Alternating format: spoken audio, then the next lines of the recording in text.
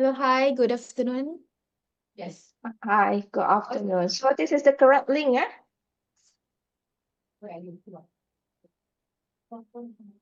Hello, hi, good.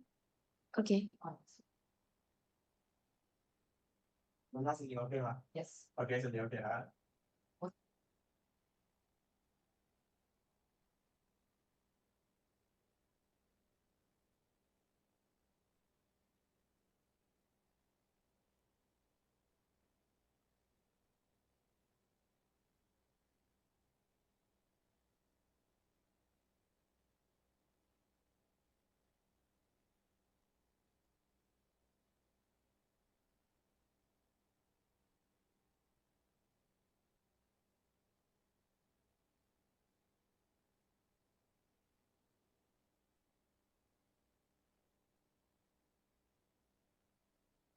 Mas, this is the right link, right? Yes, Satya. Okay, thanks, Sham. Bye.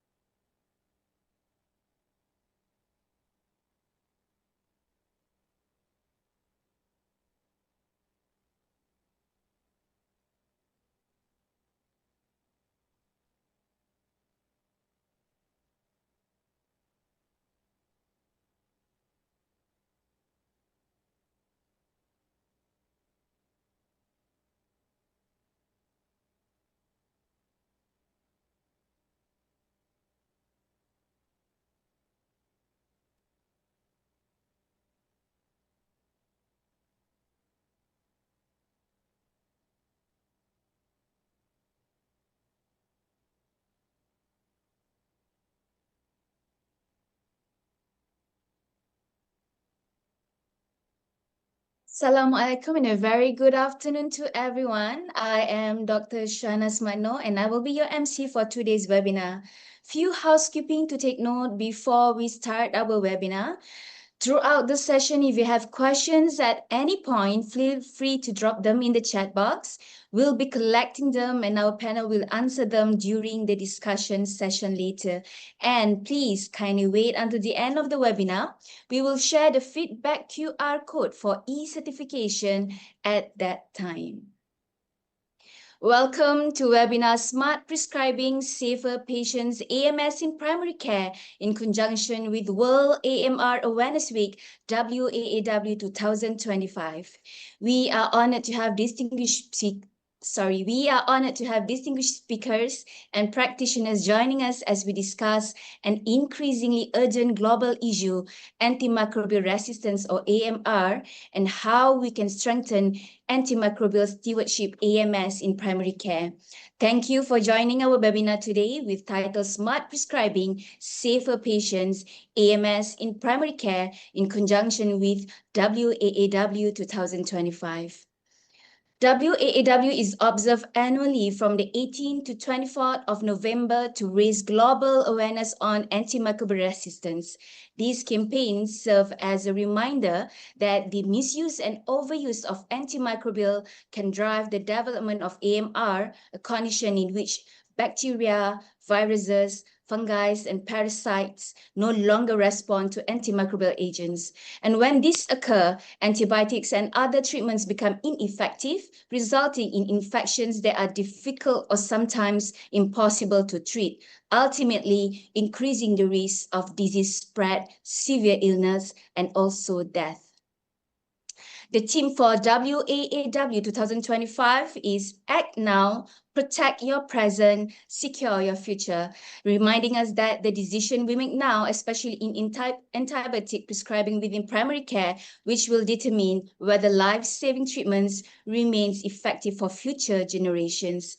In line with this, our webinar today aims to increase understanding of AMR and antimicrobial stewardship AMS in primary care, introduce evidence-based treatment flowcharts for managing infections, strengthen clinical decision-making on rational antibiotic use, promote collaboration between primary care providers and AMS experts, and also inspire general practitioners to adopt AMS practices and become AMS ambassadors within their communities.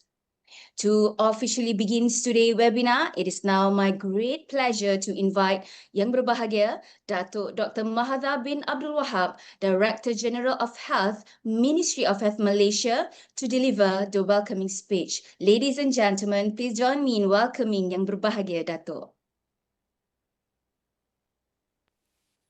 Assalamualaikum warahmatullahi taala wabarakatuh. Salam sejahtera and salam Malaysia Madani. Dr. Rabindra Abiyasinghe, WHO representative to Malaysia, Brunei, Darussalam, and Singapore. Distinguished speakers, honored guests, and my fellow colleagues, especially our general practitioners and primary care professionals joining us from across the country. It is my pleasure to welcome all of you to this webinar, Smart Prescribing, Safer Patient, Antimicrobial Stewardship in Primary Care, held in conjunction with World Antimicrobial Awareness Week 2025. This year's theme, Act Now, Protect Our Present, Secure Our Future, is a strong reminder that the fight against antimicrobial resistance starts at the front lines of care in your clinics with your patient every day. Ladies and gentlemen, antimicrobial resistance is already a major global health and development threat. In 2019, an estimated 5 million deaths were associated with drug-resistant infection, with 1.3 million deaths directly attributable to AMR. The economic impact is equally alarming.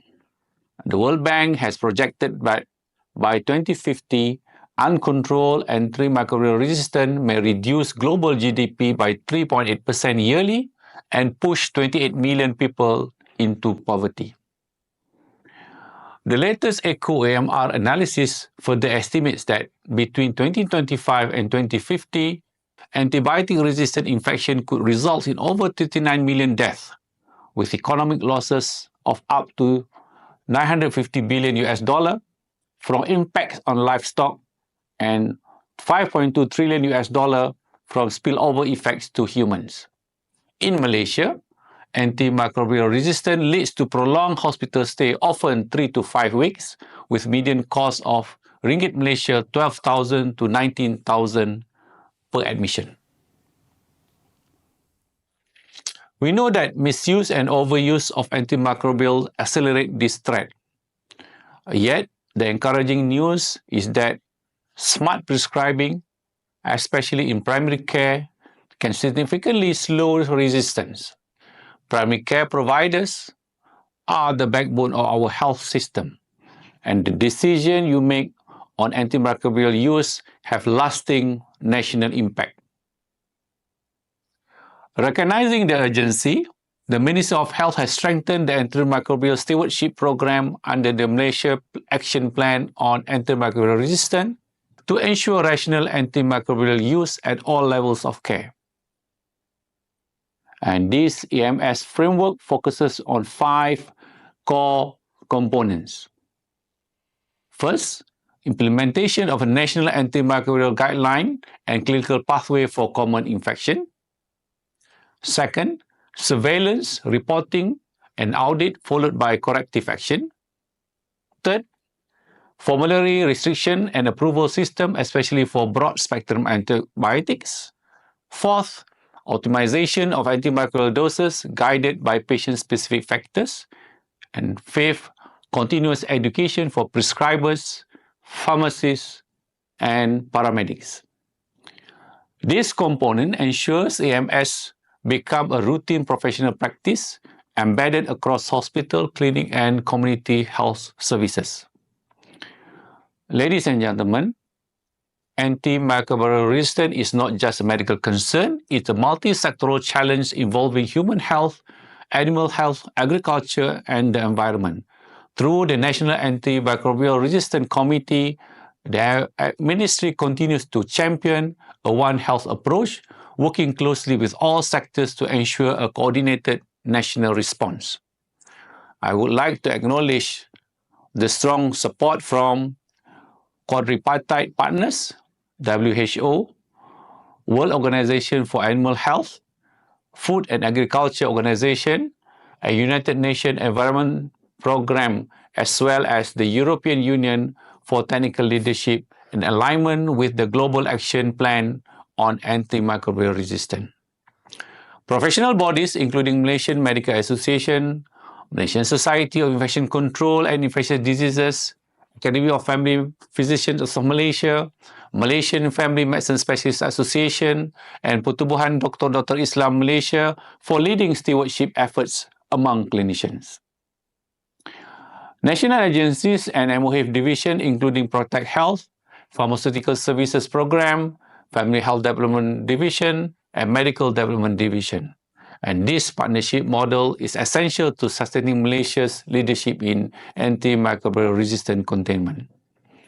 Ladies and gentlemen, today's webinar is an important step in strengthening antimicrobial stewardship in primary care. It brings together experts and practitioners to share evidence-based clinical pathways, stewardship principles, and communication tools to support better decision-making in everyday practices. WHO-aware classification highlights that access antibiotics should remain our first-line option for common infection. They are effective, safer, affordable, and less likely to drive resistance. Yet, their utilization remains lower than what is needed. At the United Nations General Assembly high-level meeting on antimicrobial resistance in September 2024, member states endorsed a global target. By 2030, at least 70% of national antibiotic consumption should come from the access category. Malaysia has taken a proactive stance by aligning with this commitment and setting a national target of achieving 70% access antibiotic use by 2026 under Malaysia Action Plan on Antimicrobial Resistance. This is an ambitious but achievable goal, but only with strong stewardship in primary care. This is not merely a number. It is a shared responsibility to ensure antibiotics remain effective for future generations. By prescribing access antibiotics when clinically appropriate, adhering to guidelines, improving patient communication, and strengthening antimicrobial stewardship practices within your clinic, you help us move closer to this national target. To all our frontline GPs and primary care teams, you are the voice of stewardship in your communities. Your influence extends beyond prescription. You guide patient expectation, shape behavior, and set the tone for rational antimicrobial use. I urge each of you to champion antimicrobial stewardship in your clinics, strengthen adherence to guideline, lead conversation and on responsible antimicrobial use, and ensure every prescription contributes to safer care and sustainable antimicrobial effectiveness. Your leadership is critical to Malaysia's success in combating antimicrobial resistance. And before I conclude, I extend my sincere appreciation to the Medical Development Division, Tripartite Organization, and the European Union for leading this initiative, as well as MMA, my ICID, and all partners for their strong collaboration. To all participants, thank you for your time, dedication, and commitment to safeguarding the health of our patient and our nation. Let us continue to act now, protect our present, and secure our future. With that, thank you. Wabillahi taufiq wal hidayah. Wassalamualaikum warahmatullahi ta'ala wabarakatuh. Thank you, Yang Berbahagia Datuk Dr. Mahadha, for the insightful and inspiring address.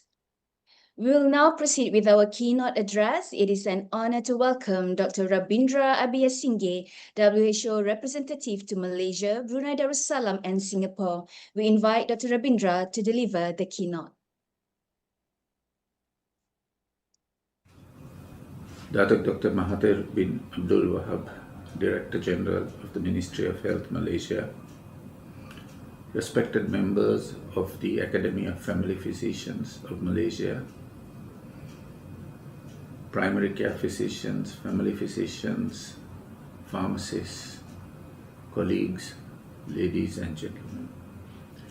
It gives me great pleasure to join you today for this important webinar titled Smart Prescribing, Safer Patients, Antimicrobial Stewardship in Primary Care, held in conjunction with the World Antimicrobial Resistance Awareness Week 2025.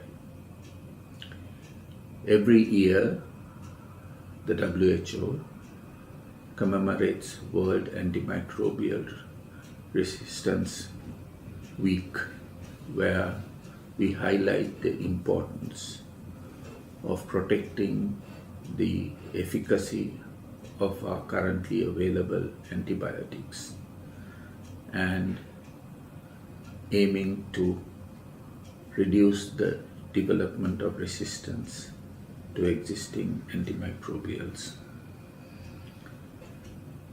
Let me begin today by thanking the Ministry of Health and the Academy of Family Physicians and all our collaborating partners for organizing this event. The WHO lists antimicrobial resistance as one of the 10 highest priority global public health events that could jeopardize global public health. It is with that focus that we have this year a theme for the World Antimicrobial Resistance Week.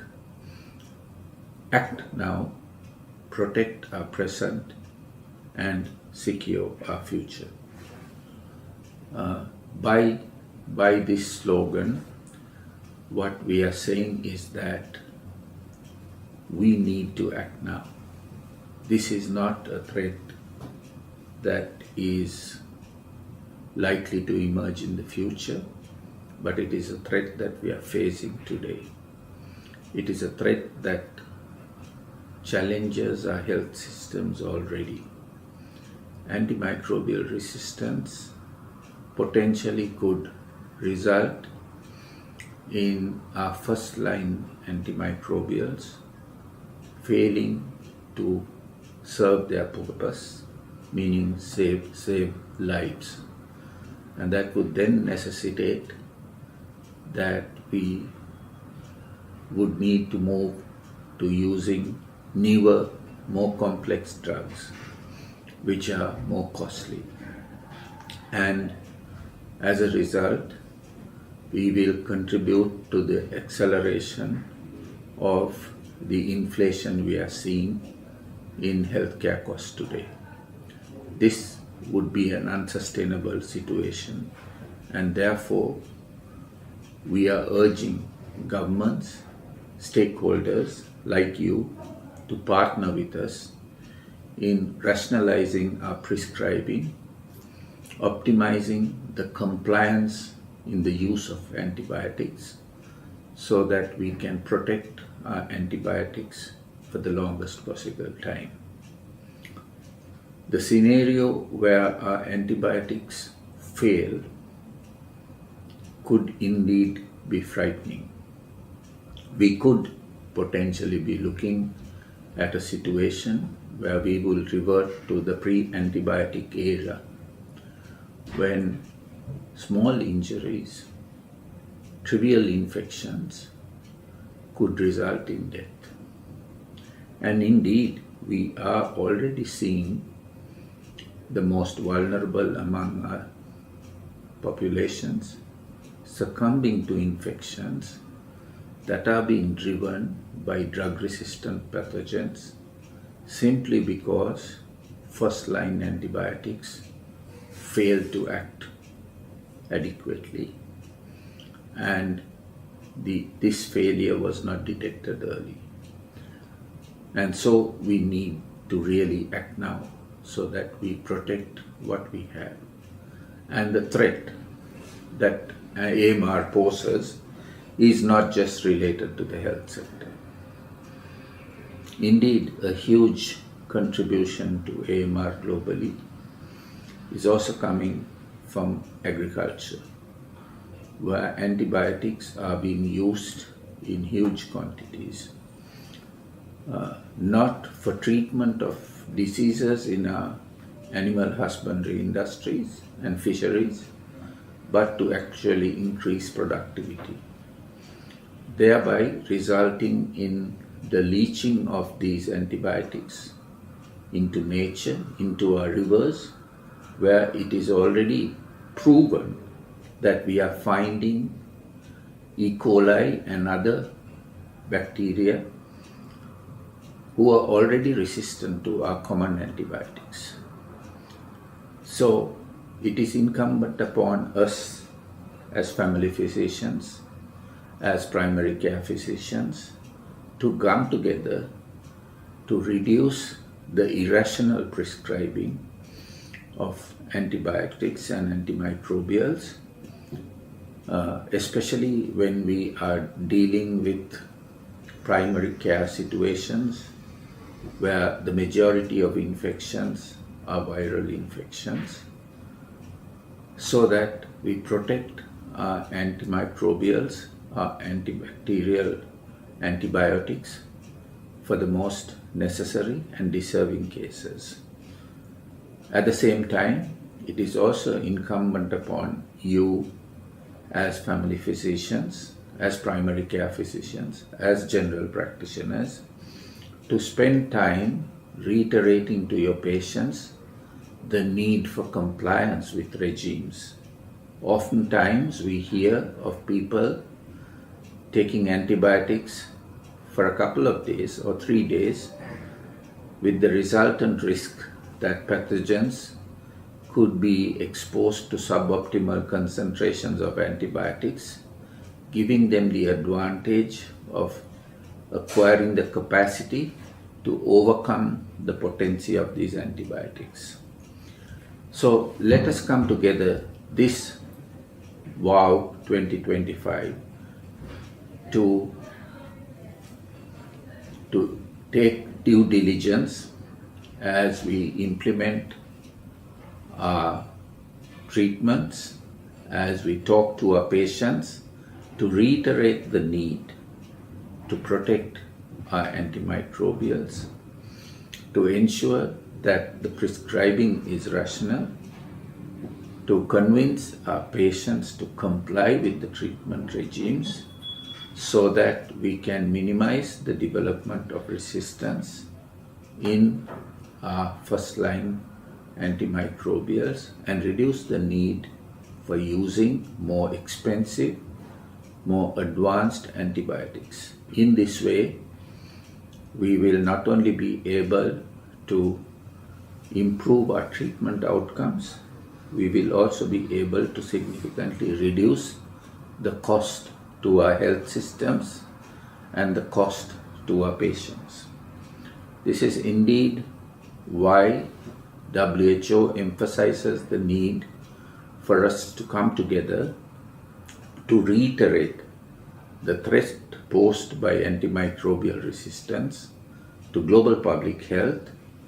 And I take this opportunity to commend the Ministry of Health Malaysia, for its recognition of the importance of this issue. And I also take the opportunity to personally thank the Director General for his leadership in these efforts.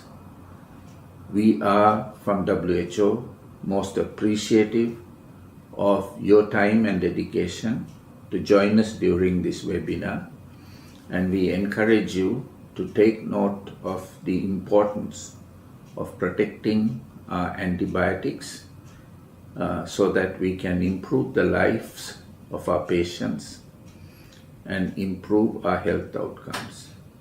I take this opportunity to thank the organizers and wish you all the best.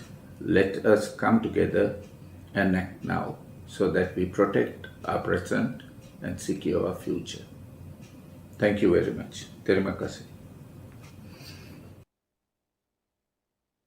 Thank you, Dr. Rabindra, for your insightful keynote and strong advocacy on global AMS efforts. Gentle reminder to those who just joining the webinar, if you have questions at any point, please feel free to drop them in the chat box. We'll be collecting them and our panel will answer them during the discussion session later.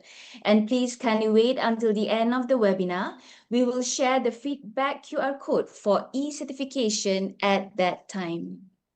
All right, to kickstart our webinar today, let me introduce our first speaker, Yang Berbahagia, Datuk Dr. Suresh Kumar Chidambaran. He is a senior consultant in infectious diseases at Hospital Sungai Buloh. He previously served as the National Head of Infectious Diseases at the Ministry of Health Malaysia, and he has been involved in strengthening Malaysia infectious disease services. He is currently the coordinator for the National Antimicrobial Resistance Committee, NARC, and contributes to national guidelines on HIV, dengue, immunization, and antimicrobial stewardship. With over 20 years of experience, he has played a key role in infectious disease management, including during the COVID-19 pandemic. Ladies and gentlemen, please welcome Yang Berbahagia, Datuk Dr. Suresh Kumar Chidambaran, to deliver his presentation on the bigger picture of antimicrobial resistance, the growing global and national burden. Thank you, Shanas.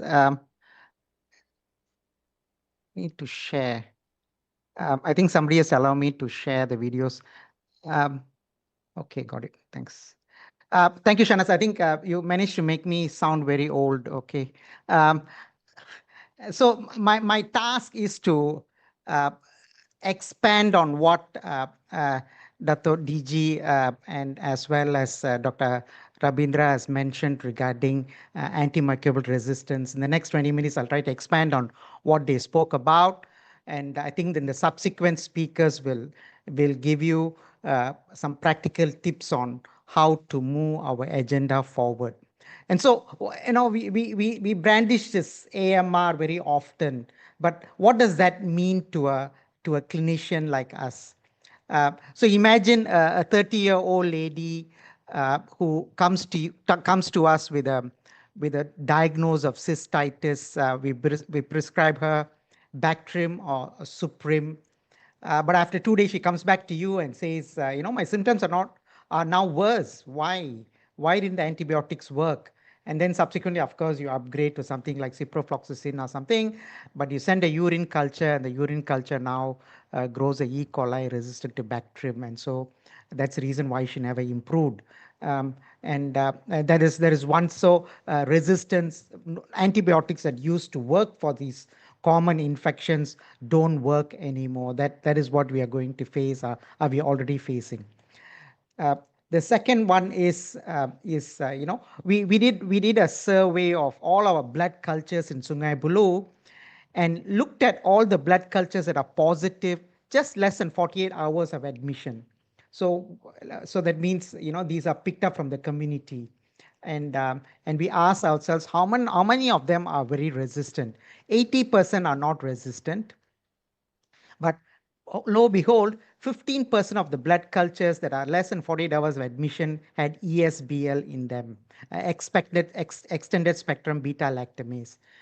We try to rule out conditions where these patients were, recently discharged from the hospital, or hemodialysis patients, or patients who have a CBD. We excluded all those patients here.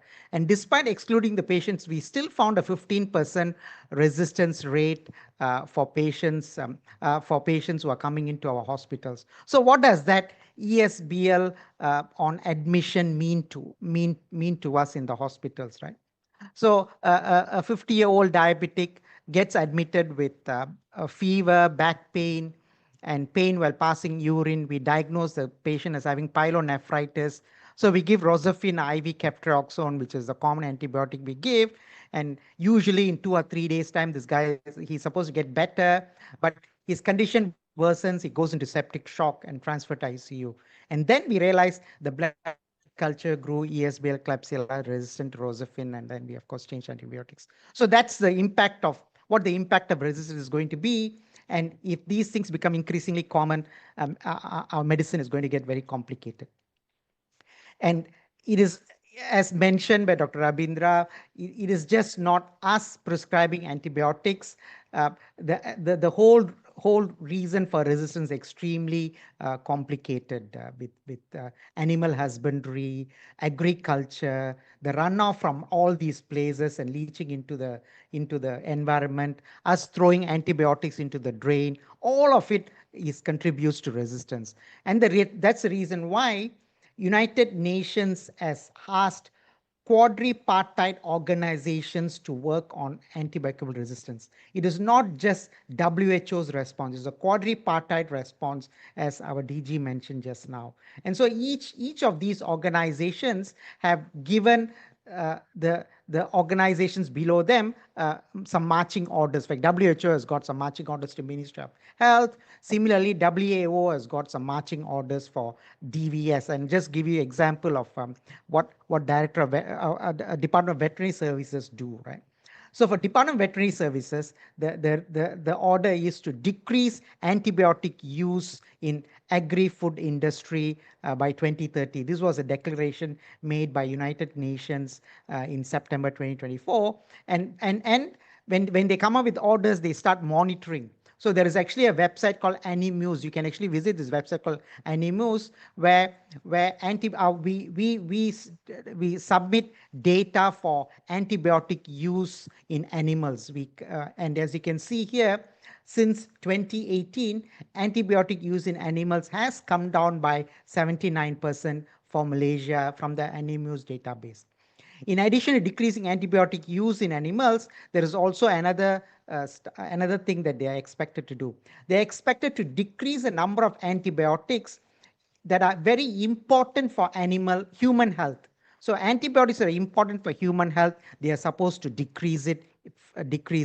So for example, antibiotics important for human health. Last time was 6.48 per milligram per kilogram 2018. It has now come down to 3.27 milligram per kilogram body weight in 2023. So they are bringing down the antibiotic that are important. So I'll give you some examples of antibiotics. In 2019, polymyxin B, as you know, is a last generation antibiotic that has now been banned for usage in animals. Similarly, erythromycin, fosfomycin, norfloxacin, all these antibiotics now can be used for treatment of an infected animal, but cannot be used as a growth promoter or for prophylaxis. And so there has been increasing every year. The antibiotics are added so that there is some decrease in resistance that we get from animals. So that is regarding what World WAO has asked our DVS to do. So what has WHO asked us to do? So WHO has asked us to, by 2030, use excess group of antibiotics. So what they say is by 2030, 70% of all the antibiotics that is used in humans in Malaysia should come from this access group of antibiotics. So what I think DG mentioned about this access group of antibiotics in his talk. So that access group come from this AWARE classification of antibiotics that WHO mentions. So the antibiotics are divided into access, watch, and reserve. The reserve is the one that I use in hospitals like polymyxin B-tigecycline. Watch is azithromycin, ciprofloxacin, and access is amoxicillin, nitrofurantoin, examples of these, right? And so what WHO now says is 70% of the antibiotics that we use in our country should come from this particular class of antibiotics. So where are we in that particular situation, right? In 2022, we're very happy when WHO was mooting this, because 72% of our antibiotics actually comes from access group. But lo and behold, when we compiled the 2023 data, we found that only 46% of the antibiotics come from access group and 53% comes from the watch group. And so it looks like we are far, far behind the 70% target that we are supposed to achieve. And remember, this target is not something we can hide, because if you go to this website called GLASS, it's out there available for everybody to see on all the countries and their relative contribution, right? So as you can see, Malaysia is doing we can only have some, say Korea is doing worse than us, but many other countries are doing better than us with regards to what proportion of antibiotics come from access, and it's a publicly available database called GLASS that WHO has started. So let's look at our antibiotic consumption in 2023, which is the data that I showed you earlier, and I'll tell you how this data is compiled and where is it coming from. So it comes from procurement data for Ministry of Health and Ministry of for Public Health sector, and it comes from sales data from private clinics, private hospitals, retail pharmacy. So it's a high-level data that Pharmacy Division and Development Division of Ministry of Health collects. And so, and if I split it up, so we can now split it into how many is from community, how many is from hospitals, how many from private and public. We can split it.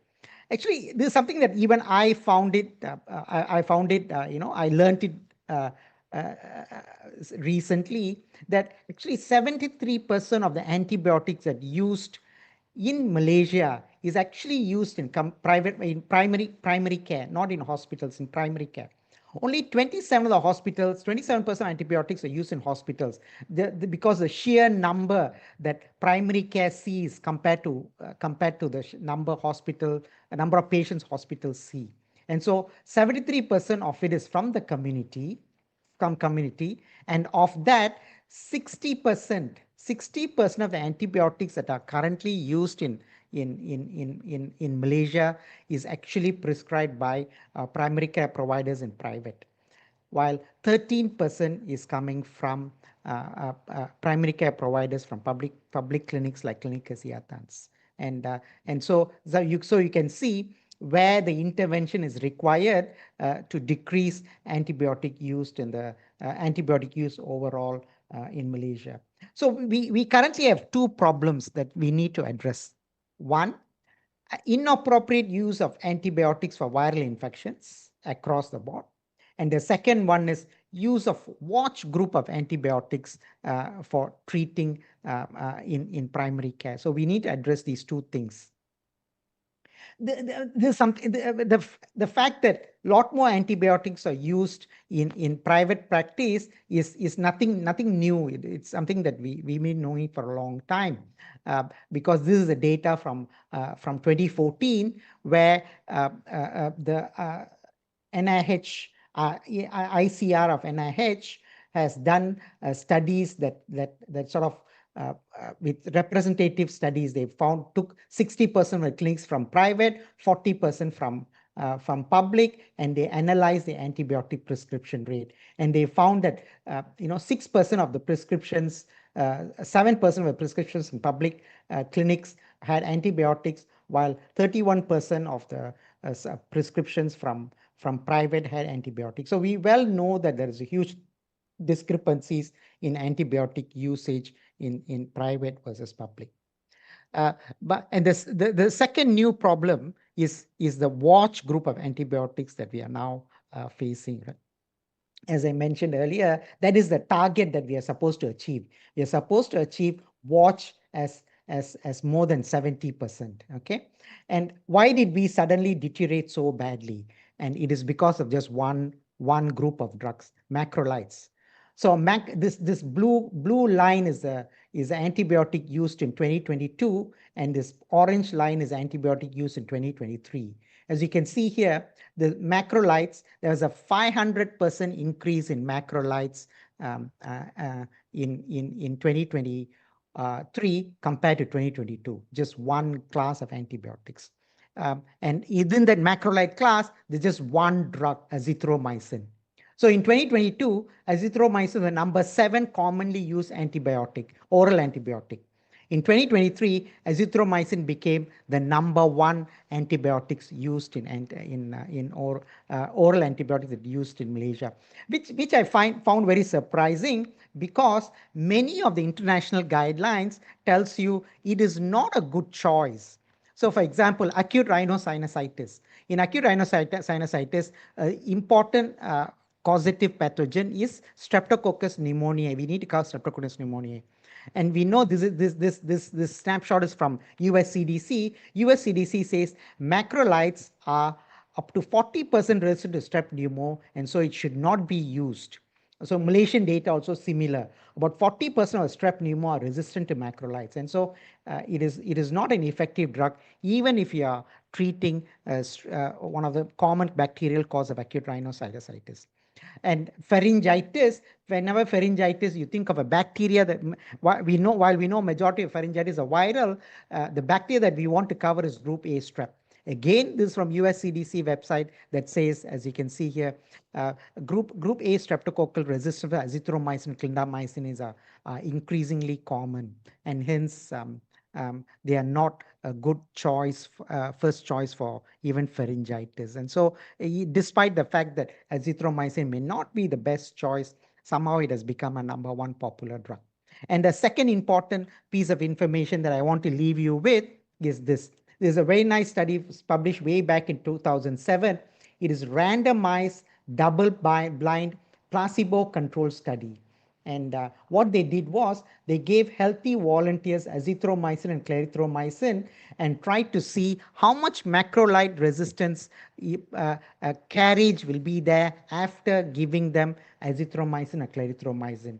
And these two lines are the placebo group, and you can see here once you give macrolides for these patients, their macrolide resistance goes up to 80% in the first week, and even up to 6 weeks, it is more than 50% resistant, showing that for an individual patient, if you give them azithromycin unnecessarily, and if they were to get a serious infection later, azithromycin will not work in up to 60% of the patients in the first 6 weeks. And so telling you that for an individual patient, also we are doing harm by giving them unnecessary macrolides. So with those brief messages and these, I would like to end my talk and show you some of the graphics that WHO has come up with, and as a reminder for you all that every prescription that we are going to give moving forward is an opportunity to show slow resistance, and prescribe only when we really need to give antibiotics, and as far as possible use access group of antibiotics first, and in the subsequent talks by my fellow family physicians, they are going to give you tips on how to make this happen. And thank you for your attention.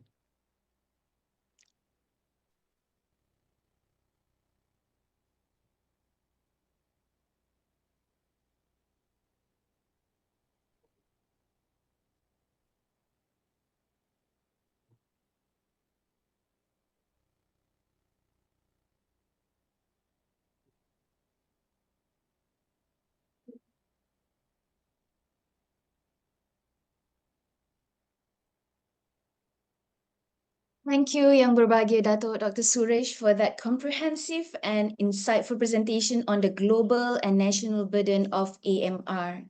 Moving on to our next speaker, we are pleased to introduce Dr. Rupinder Kaur, Family Medicine Specialist at Klinik Kesihatan Section 7 Shah Alam, with a subspecialty in communicable diseases in primary care. She received her fellowship in infectious disease from Chulalongkorn University, Bangkok, Thailand. Dr. Rupinder is currently the National Head of Communicable Diseases in Primary Care and an active member of the Family Medicine Specialists Association. She contributes extensively to national committees on infection prevention and control, including the National Strategic Plan to end hepatitis B and C, as well as the development of clinical pathway for antimicrobial use. In addition, she served as a facilitator and trainer for hepatitis B and C in Selangor and leads the HIV and STI portfolio for the state. Ladies and gentlemen, please welcome Dr. Rupinder Kaur to present her topic on common pathway of conditions requiring antibiotics, standardizing clinical algorithms for general practice.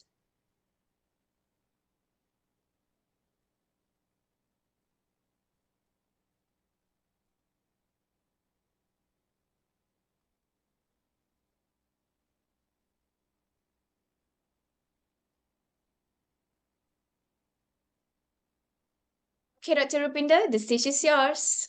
Yep.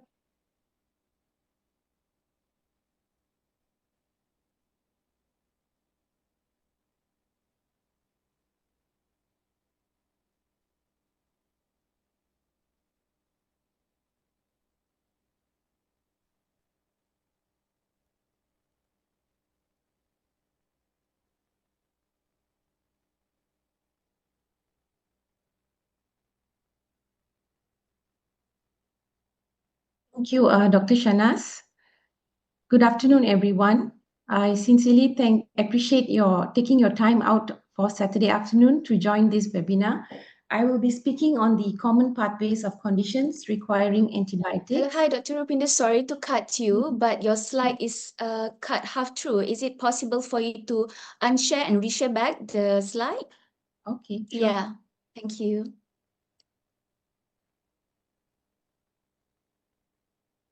Is it okay now?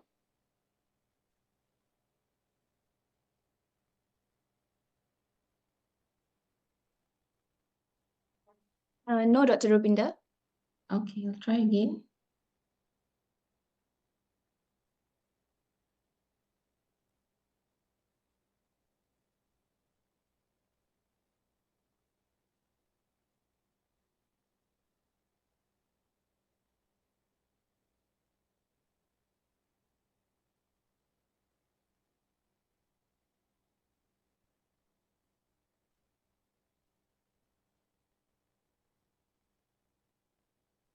Can you see my slides now?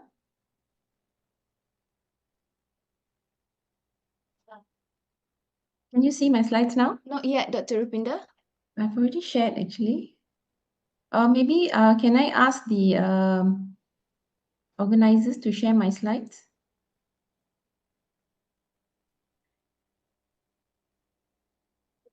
Dr. Rupinder, is it possible that you share full screen? Yeah. Yeah, I'm doing that. Okay, I'll try again. All right, lovely.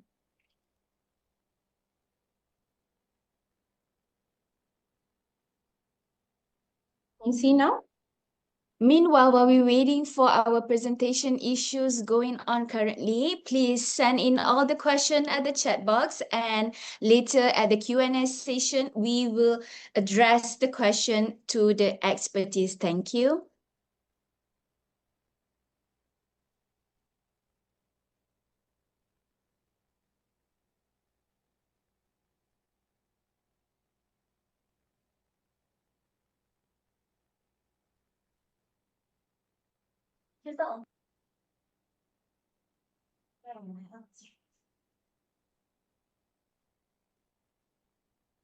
Okay, Dr. Rupinder, I think the slide is okay. You there with us? Yep, I'm here. Lovely. All right. Good afternoon, everyone. Thank you for taking your time and sorry for the hiccup. So I'll be presenting on the common pathways of conditions requiring antibiotics. So the National Antimicrobial Guideline 2024, nine algorithms have been developed in this algorithm for the management of common infections in primary care. It was developed collaboratively by a panel of family medicine specialists and infectious disease physicians, and it was integrated into Section C of National Antimicrobial Guideline 2024. So this is how the web page will look like when you go into the National Antimicrobial Guideline website. And when you click on the National Antimicrobial Guideline, you will see Section A, B, and C. And Section C is actually the clinical pathways in primary care, and they have 9 clinical pathways. And the 4th edition of NNG is now available online and can be accessed through the pharmacy.moh.gov.my. So these are the clinical pathways. We have acute bronchitis and pneumonia, acute otitis media, acute pharyngitis, acute rhinosinusitis, and acute gastroenteritis. Also, skin and soft tissue infection, urinary tract infection, UTI in pregnancy for asymptomatic or also symptomatic patients. So the purpose of this algorithm is actually for standardization to ensure uniform evidence-based management of common infections across all healthcare settings. It is to implement AMS, where pathways translate complex guidelines into simple, practical, step-by-step algorithms for prescribers, and prevent resistance, where they prioritize narrow-spectrum first-line antibiotics and emphasize on non-antibiotic care for viral illnesses. So it also is a point of care aid where flow charts can offer quick, accessible guidance to busy clinicians at the time of consultation. This also improves quality where they drive consistency in antibiotic selection, dose and duration, and also supporting optimal patient outcomes. So what are the scope of these primary care pathways? So the clinical pathways are designed to guide management across different patient population. We have 7 core infection pathways for general adult population, pregnant women, which includes the UTI pathway. And we have also considered pediatrics, where we provide specific guidance for pediatric patients within the relevant algorithms. For example, acute otitis media for pharyngitis, pneumonia, and also UTI. So let's move on to the first algorithm, which is the upper respiratory tract infections. So I will start off with a case. This is a 50-year-old gentleman, a handsome 50-year-old gentleman, presented with a 3-day history of fever, cough, runny nose, and sore throat. So the vital signs: temperature was 38.1 degrees, pulse rate was 108 per minute, BP was 130 by 80, and respiratory rate was 16. So on examination, his lungs was clear, throat was injected, and tonsils were enlarged. There were no cervical lymph nodes palpable. So in acute pharyngitis, the inflammation of pharynx occurs within the 2 weeks period of infective origin, and it's mostly viral in origin. Self-limiting usually resolves in 1 week. And the most common organism for bacterial is group A strep, which causes 15 to 30% of cases in children, but only 5 to 10% in adults. So antibiotic use is to prevent the suppurative and immune complications, for example, rheumatic fever and also acute glomerulonephritis. So strep score is important to determine which patients need empirical antibiotics. So throat culture is actually gold standard, but not routinely recommended due to its time and also it takes time and also pricely. And RDT is not widely available in Malaysia at the moment. So this is how our acute tonsillopharyngitis algorithm look like. And from the algorithm, the first main thing you need to do is the strep score to determine whether patient needs antibiotic or not. So a strep score includes determining whether patient has fever, tonsillar exudates or swelling, tender anterior cervical lymph nodes, whether there is absence of cough, and age. Each criteria counts as 1 point, and the total score helps to guide testing and also treatment decisions. So in strep calculation for our case 1, so the patient had temperature more than 38, so the score is 1. He had no cough, so the score was 0. He had no tender anterior cervical lymph nodes, so the score was again 0. He had tonsillar swelling, so the score was 1. His age was more than 45, so you need to minus 1. So his strep score is 1. So the treatment guideline only recommends antibiotic if the strep score is more or equals than 3. So this patient did not need antibiotics. It is important, if you do not give antibiotics, we need to educate the patient. Importantly, the role of primary care providers is to include sinister causes like life-threatening epiglottitis or diphtheria, provide empathy and reassurance, educate on what is the use of antibiotic and why are you not giving the antibiotics at the moment. In the meantime, also tell patient other home remedies or on-counter medications which they can purchase, and discuss prevention such as vaccination, provide safety netting, advise patient on when they need to come back and see you if the symptoms worsen or they have any red flags. So as primary care provider, it's also important to educate patient on hand hygiene, avoid contact, respiratory etiquettes, avoid crowding areas, and smoking cessation. So common cold is mainly caused by rhinovirus and coronavirus. Incidence is about 6 episodes per year in children, and adults about 3 episodes per year. It is self-limiting, usually within 7 to 10 days. Antibiotics are ineffective.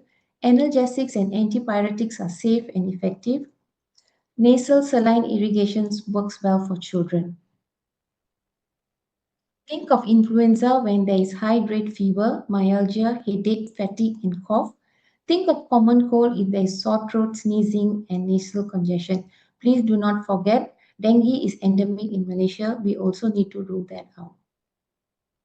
Let's move on to acute rhinosinusitis. Acute rhinosinusitis is the inflammation of the nose first, followed by the paranasal sinus, usually within less than 12 weeks. So it is viral versus bacterial. Most cases are viral. Only 0.5 to 2% are complicated by bacterial infection. Purulent nasal discharge alone is not predictive of bacterial infection. So antibiotic therapy will shorten illness in most cases. Symptomatic treatment include antipyretic and analgesic, nasal irrigation with a saline solution, intranasal steroid and decongestants can be given. Common cause for acute bacterial rhinosinusitis is strep pneumoniae, which is the cause of the acute bacterial sinusitis.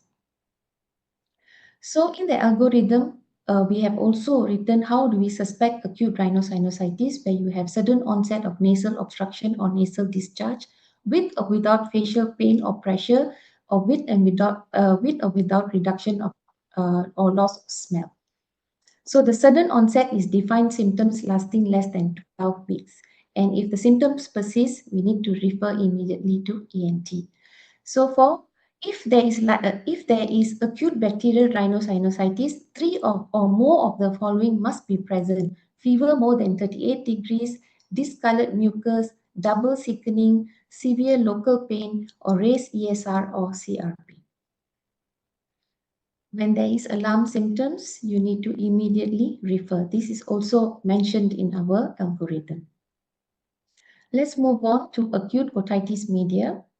I'll start with a case as well. A 4-year-old boy presented with fever and right ear pain for 1 day. He had URTI symptoms prior to this. On examination, he was febrile. His temperature was 39.1 degrees. Throat showed mild injection. His lungs were clear.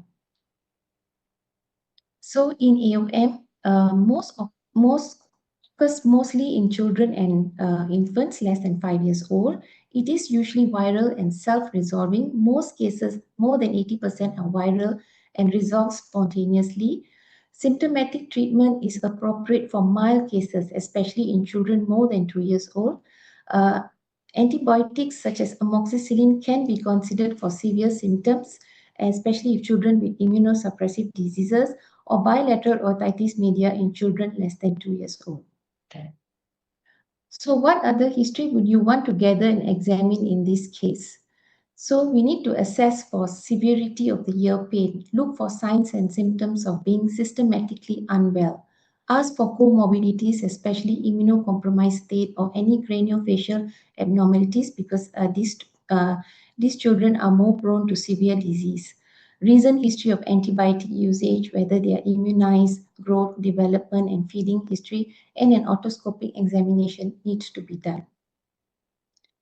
So in this child, the otoscopic finding was a perforated tympanic membrane with pus.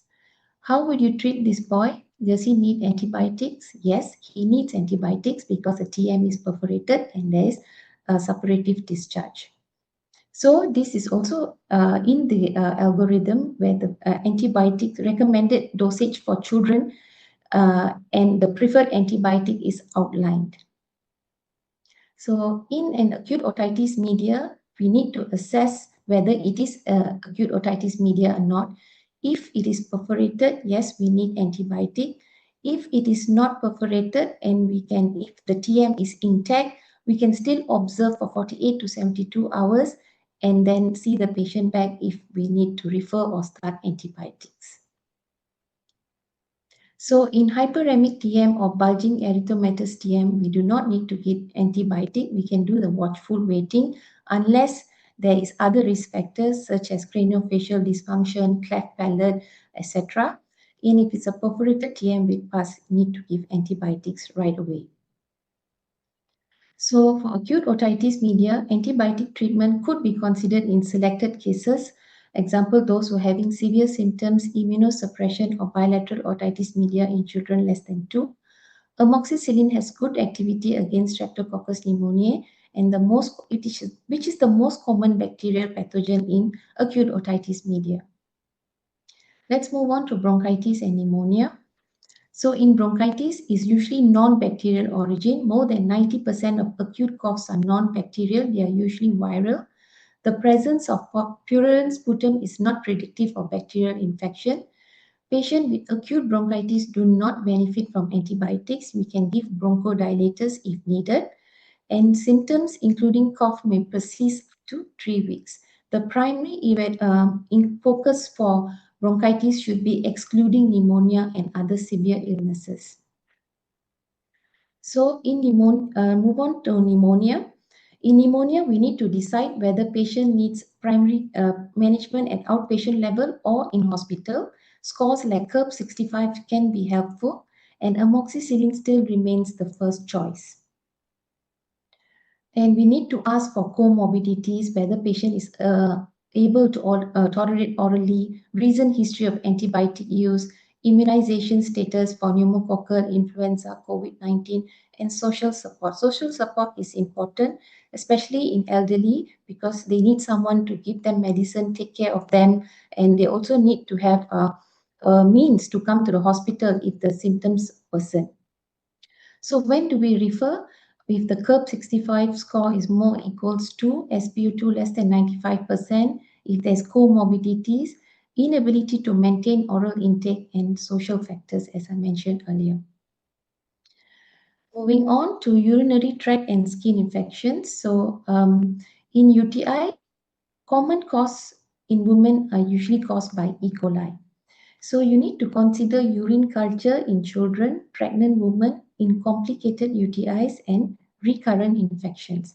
And the collection technique, it needs to be midstream, clean catch midstream urine. We do not treat or screen for asymptomatic bacteria except in pregnancy or pre-urological procedures. So these are the risk factors for complicated UTI: immunosuppressed patients who are poorly controlled diabetes, UTI in men, postmenopausal women, anybody with obstructive symptoms, stones or BPH. They can cause complicated UTI. In complicated UTI, you need to remember they are at risk of getting pyelonephritis. So when you're assessing patients, you need to rule that out first. Okay, let's move on to superficial skin infection. So our pathway focuses on abscess, impetigo, and cellulitis only. Most likely pathogen cause this is Streptococcus pyogenes and Staphylococcus aureus. Empiric antibiotics must cover both, and topical treatment can be used for mild impetigo. We did not cover severe skin infections, viral, fungal, or parasitic infection. diabetic foot infection, traumatic wounds or bite wounds, burn wounds, and necrotizing fasciitis. So this is how the algorithm, the clinical pathway for SSTI looks like. You need to exclude abscess first. If there's abscess, you need to send for IND, and you only give antibiotics if there's extensive surrounding cellulitis, inadequate drainage, diabetes mellitus, or valvular heart disease. And if it's not an abscess, then it's either, we have only written impetigo and cellulitis here. It can be many other things, but we've also outlined the recommended antibiotics and also some topical antibiotics as well. So I think this is the last algorithm, which is acute gastroenteritis. So most AGEs are viral and they are self-limiting. Most cases of infectious diarrhea are self-limiting and caused by viruses. Then antibiotics are not needed in majority of watery diarrhea with or without fever. Patients with severe bloody diarrhea or dysentery, the first choice will be ciprofloxacin for these patients. Most of the time, this is the indication of antibiotics for diarrhea. And these are the pathogens which causes dysentery, which are Shigella, Campylobacter, diarrheal non-typhoidal Salmonella, and enterotoxigenic E. coli. And for persistent and chronic diarrhea, it's usually caused by parasites, which is your amoeba, Entomoeba histolytica, Giardia intestinalis, Cryptosporidium, CMV, and Histoplasma are more common in people living with HIV. So to conclude my presentation, standardizing this clinical pathway is the most effective way to translate national guidelines into practical, consistent primary care practice. Using structured algorithm for common condition minimizes inconsistent prescribing and lowers the use of inappropriate broad-spectrum antibiotics.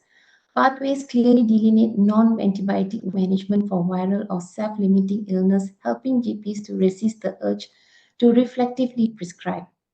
These standards integrate well with patient-centered tools like delayed prescribing, where safety netting needs to be done first, which manages patients' expectation while conserving antibiotics.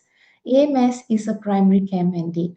The routine integration of these algorithms make general practice the crucial frontline for antimicrobial stewardship, ensuring the long-term efficacy of these vital drugs.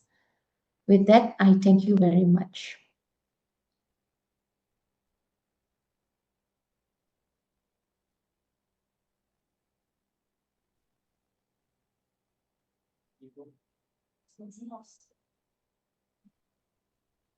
Thank you, Dr. Rupinder, for sharing such clear and practical clinical pathways. Your presentation will certainly guide us in making more evidence-based antibiotic decisions in our daily practice.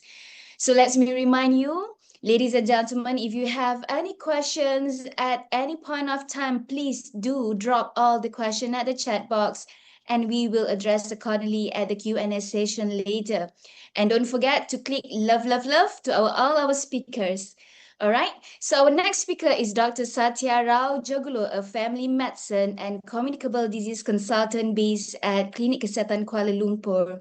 He holds 3 fellowships in HIV and sexual health, communicable disease in primary care, and male sexual and reproductive health. Dr. Satya currently leads the infectious disease unit at Klinik Kesihatan Kuala Lumpur, one of the busiest primary care facilities in Malaysia, serving more than 2,000 patients daily. Ladies and gentlemen, please join me in welcoming Dr. Satya as he presents his topic on point of care tests to guide antibiotic prescribing, focus on CRP testing. Dr. Satya, the stage is yours.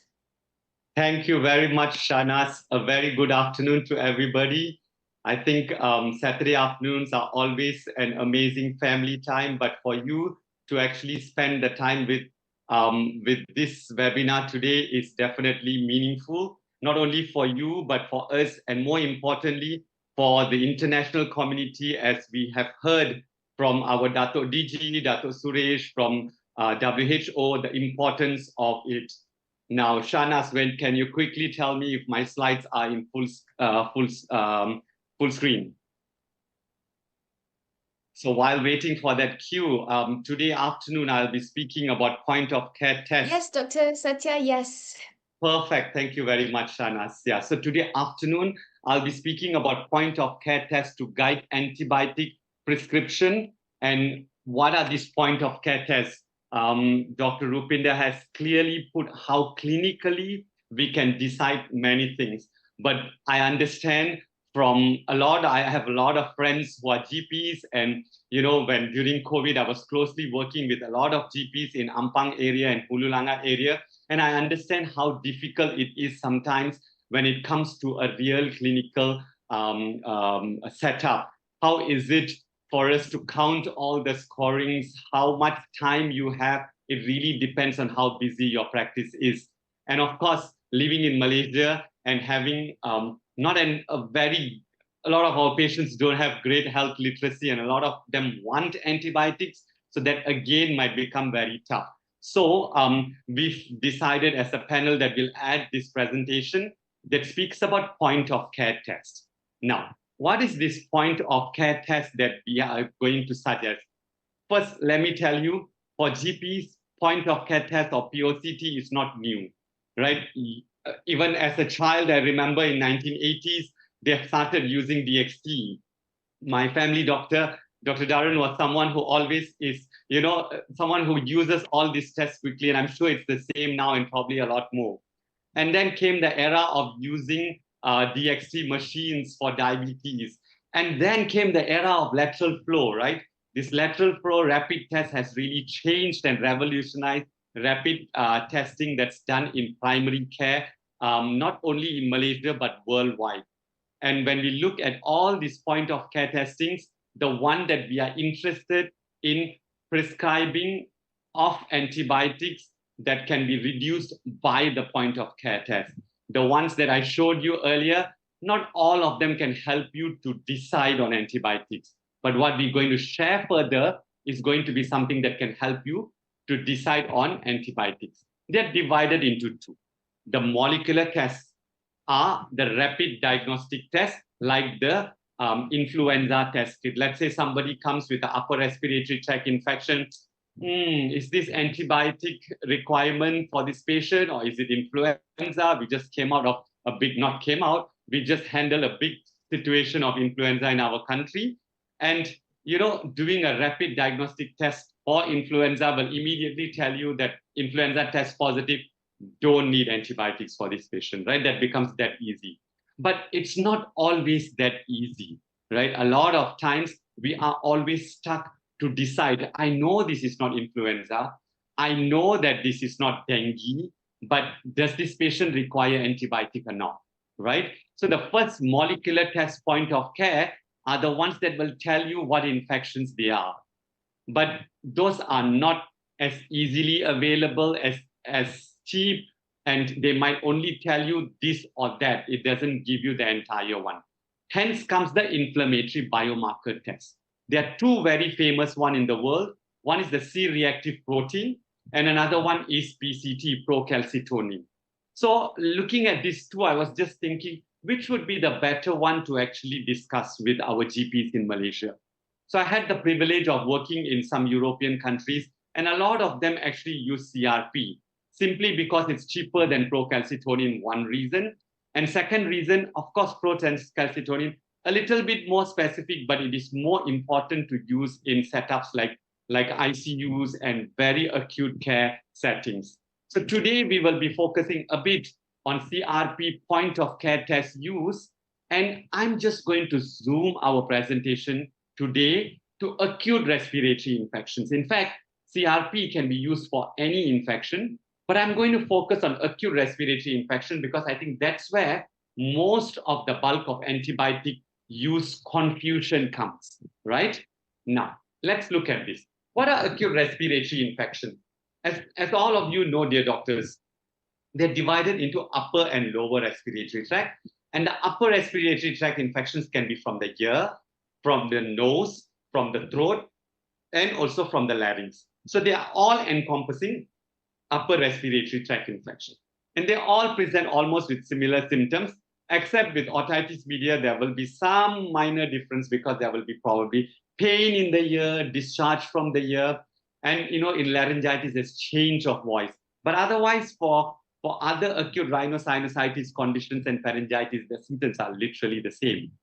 And then we have the lower respiratory tract infections, which are now the more important parts. And this is the main reason why antibiotics is actually given. Not really the upper respiratory, but the lower respiratory. So they include tracheitis, bronchitis, pneumonia, and in certain conditions, lung abscess, right? So this is why in the calculation that Dr. Rupi shared just now, cough becomes a very important symptom, right? When there is absence of cough, that means the likelihood of it being from lower respiratory tract is almost nil. And that also means that the requirement for antibiotic, the tolerance will drop immediately. But again, it's not that easy. We are all primary care physicians and doctors, and we see cases at a very early spectrum. We don't see patients after 5 days of cough or 10 days. We do, but majority of our patients come and say that I've been having cough for a day, for 2 days, where the symptoms are a bit undifferentiated. So we've looked at the two upper and lower respiratory tract infection. And when I looked at what are the microorganisms that cause these acute respiratory tract infections, lo and behold, all of this popped up. And how we in primary care are going to differentiate this, that becomes very difficult. When we do not know what is the cause of the symptom, it becomes very difficult for us to reserve our best bullet, which in this case is antibiotics, right? So studies say that most acute respiratory tract infections are viral in origin and they are self-limiting. That is why we will see some of the things, even if you Google, you will find out, or now people use ChatGPT. And when you ChatGPT, you will see one of the easiest way of managing acute respiratory tract infection is to wait and see, which means delaying antibiotic prescription. That's something that is very significant. Tell the patient that, if you don't get better, come back tomorrow or day after tomorrow. They will not come back because they already feel better. But knowing the situation in Malaysia, they probably go to another GP, and you don't want to lose your clients. And I absolutely understand that, right?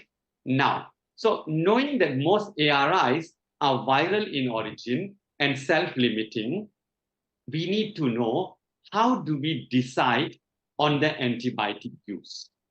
And as Dato' Suresh has clearly put earlier, the use has been high. Why is the use high? Most importantly, of the diagnostic uncertainties. We cannot really easily differentiate viral from bacterial in that limited time that you have to see the patient in your GP practice. Number two is the patient expectation. Let's say you have time to explain and do all of that things. The patient probably already have it in his or her mind that I want antibiotic today. I want to get better in 2 days. They feel like they take antibiotics, they'll get better in 2 days. But guys, even if they don't take antibiotics, there's a chance they will get better in 2 days, right? If it is viral in origin. So knowing diagnostic uncertainty, knowing patient expectation, the use of antibiotics are high. But there's a third one. A lot of practices also have clinic-driven prescribing pressure. If you are locuming somewhere and the doctors in the clinic say, no, you should use antibiotic if any upper respiratory tract infection comes in, then you are actually pressured to give it. But because it's the SOP in the clinic, you just give it. Sorry for just putting all these things up, because I think this is reality. And if we want to reduce the use of antibiotics, we need to face the reality. So now, knowing all of that, we have come up with an idea of how you can actually use CRP tests in GP practice to reduce the use of antibiotics. So now, before I go there, now immediately your thought process is, oh, a test, it's going to cost and what difference it's going to make. But because before you make that judgment, let's go through what CRP test is.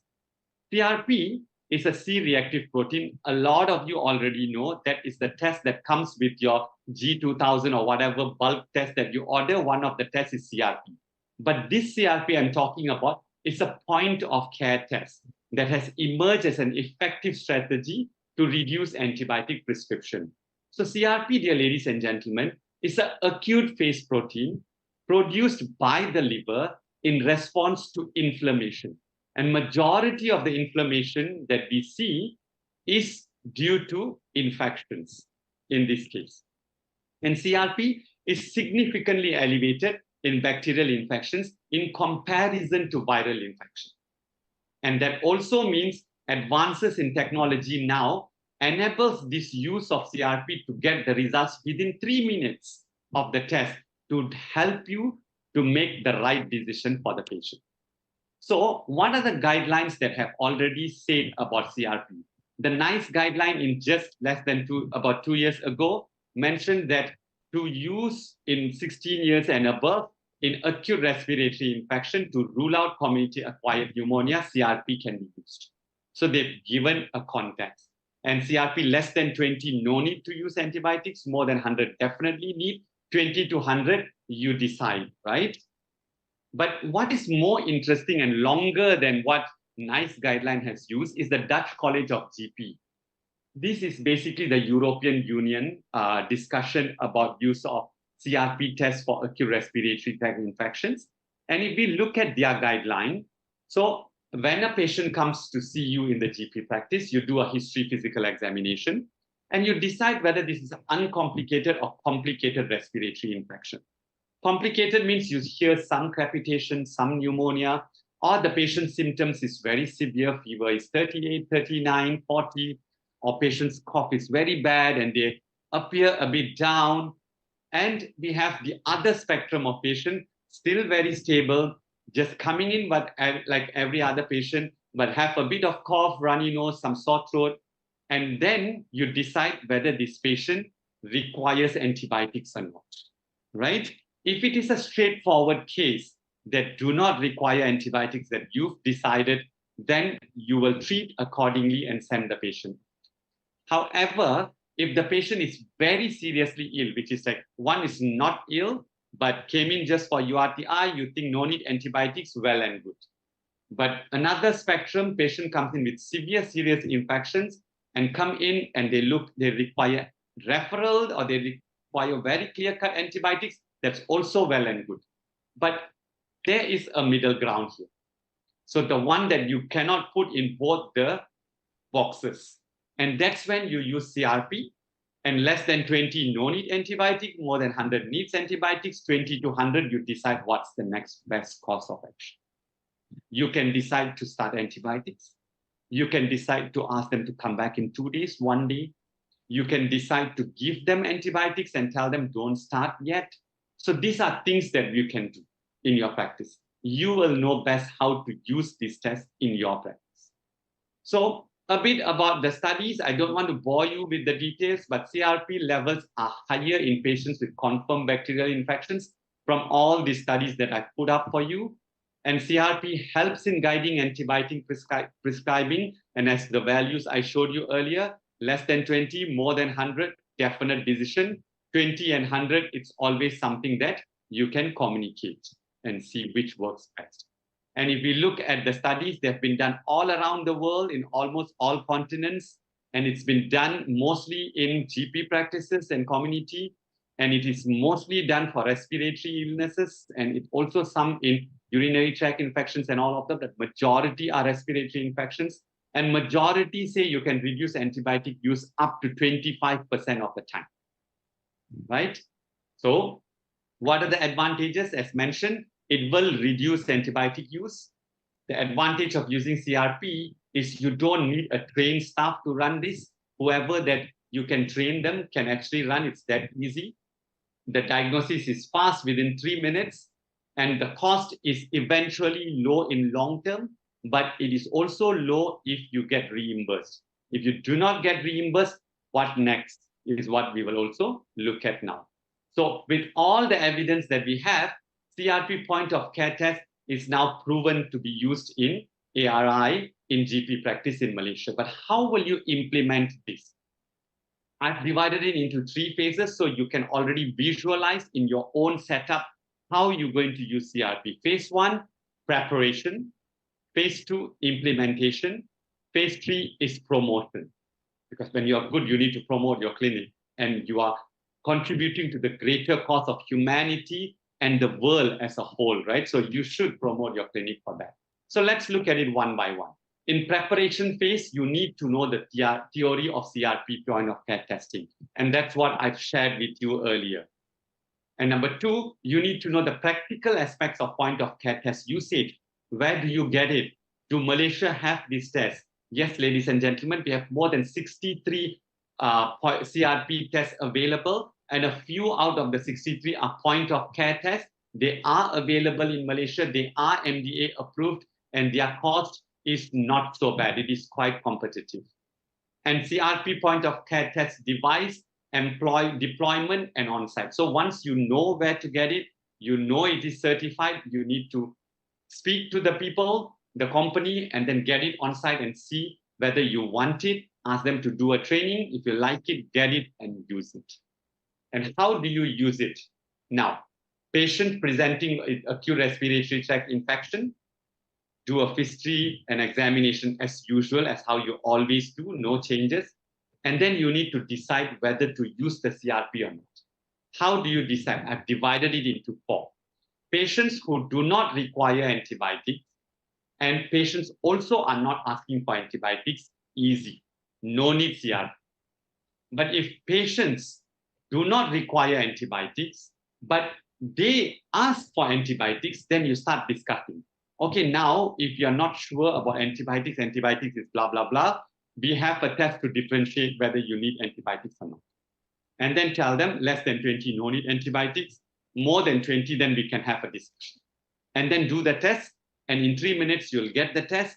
CRP less than 20, no need antibiotics. Patient agrees, patient don't take antibiotics. But after CRP less than 20, patient say, but I still want antibiotics. For starting, you are practicing with using CRP, you can tell them, yes, okay, I'll give it to you. Maybe you can decide after 1 or 2 days whether you really want to take it, right? Because at the initial stage, you need to desensitize patients, and you need to educate them and tell them to actually learn about it, okay? Ask them to Google, ask them to chat GPT, they will understand. And then the third scenario that you also need CRP point of care test is in GP clinic when there's uncertainty about antibiotics usage in your side. You're not sure whether this patient require antibiotics or not. Patient doesn't matter, they want or not, because this one you're not sure, you would suggest to use CRP tests. And based on that, you will decide. And finally, of course, patients clinically assess who will require antibiotics. You are very sure this patient require antibiotic, you don't need to do the test. So these are the 4 situations, and I've also broken it down into the flow chart. And practical aspect of CRP point of care. So you need to know how to use it. You need to learn it when the company comes and teaches you. And the real-time use in phase 2, once you are ready, you already have the knowledge, the 4 groups, which are the one that you will use CRP. Patient comes in, you are ready to use, and then you will do a proper counseling, because it has to be CRP used together with the proper counseling for the patient, and then document the CRP values and decide on the antibiotic decision. And finally, when you're already more and more comfortable using it, then you should start promoting, yes, your clinic has a clinic that has the CRP tests with better antibiotic. A lot of people out there are aware about antibiotic resistance, and they also don't want antibiotics. So your clinic might be the clinic that they are choosing, right? And my final words for CRP point of care test is that for patients, it is simple and affordable fingertip blood CRP test to make sure the right treatment, because using antibiotics and causing resistance, and like the case that Dr. Suresh shared in the beginning, if they have resistance and they need admission later, it's a lot more difficult for the patient. So first, CRP point of care is for the patient. Second, it's for our fraternity. In primary care, we saw the statistics, 70% of the usage is from us. And of the 70% of usage, so high level is the use in GP practice. Hence, we need to do this so people do not label us as people who just send out antibiotics. And that's not the message that we want the public to get about our practice. And finally, it's for the healthcare system. Simple but powerful tool to potentially mitigate the AMR. And with that, I thank you, and I hope you will be able to think about the antibiotic usage in primary care and do as what has been discussed by the flowcharts that Dr. Rupinder has shared. And with this CRP test usage, and when the clients come to us, the 4 grouping, and with this 4 grouping, how do we have safety netting? And that will be counseled in the next upcoming presentation. Thank you very much. With that, I will pass it back to you, dear Shanas.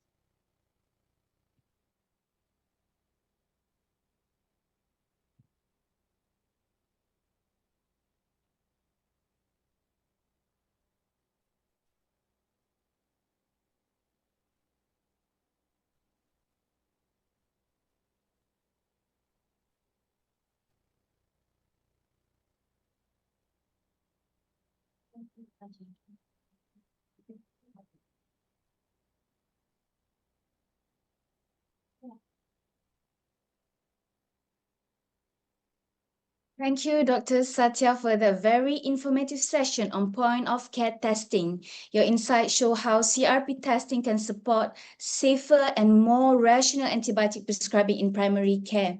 Before we start with our next speaker, show us some love and thumbs up. All right. Okay. So we can see all the engagement, and don't forget, if you have any more questions, just please feel free to drop at the chat box and we will address it accordingly at the panel session later. So, ladies and gentlemen, our next speaker is Dr. Syamsulia, a family medicine specialist currently serving at Klinik Kesihatan Tanah Rata in Cameron Highlands. She is also undergoing advanced training in communicable diseases in primary care at Hospital Sungai Buloh. She has contributed to state and national clinical guidelines, particularly in infection control, maternal care, and sepsis management, and has been actively involved in research related to antibiotics, sepsis, and leprosy. Ladies and gentlemen, please welcome Dr. Syamsulia as she presents her topic, Safety Netting in Managing Patients Without Antibiotics. Dr. Syam, the stage is yours. Thank you, Dr. Shahnas. Good afternoon, everyone. I hope you're still here with me online. Okay, so just now you already heard Datuk share with us significantly high antibiotic being used in our community, especially inappropriately used for viral infection, which is self-limiting. So today I'm going to share with you all how we can reduce the usage of antibiotic for our patient in our community, how using this safety netting you can manage patient without antibiotics safely. So some of you might be asking, what is safety netting in antibiotic prescribing? So as Dr. Satya mentioned just now, it's a wait and see prescription. We delay the antibiotic prescribing while reassuring the patient that they do not immediate antibiotic prescription. So when can we use this safety netting in antibiotic prescription? Is actually for self-limiting illness in which antibiotic is not needed immediately. So some of you might be asking, what condition that it's safe to use this safety netting for antibiotic prescribing? As mentioned by Dr. Rupi just now, actually she did mention a bit in her presentation. So these are the conditions that is suitable for safety netting. Right? For example, if you had children presented with acute otitis media or an adult with acute bronchitis, sore throat, in fact, you can use this in non-pregnant women who presented with uncomplicated lower UTI. So what are the key components of safety netting? Okay, based on the international guidelines recommendation, how we can the step-by-step approach. The important key component in implementing of this safety netting. First, you prescribe the antibiotic, but you advise patient to defer filling the antibiotic. Okay, I do understand, especially in private practice, when the patient came to us, they expected that they might have something. We might give them something. So you prescribe the antibiotic, but advise them to defer in filling the antibiotic. Okay, and we need to provide a clear instruction you teach them when the antibiotic is needed.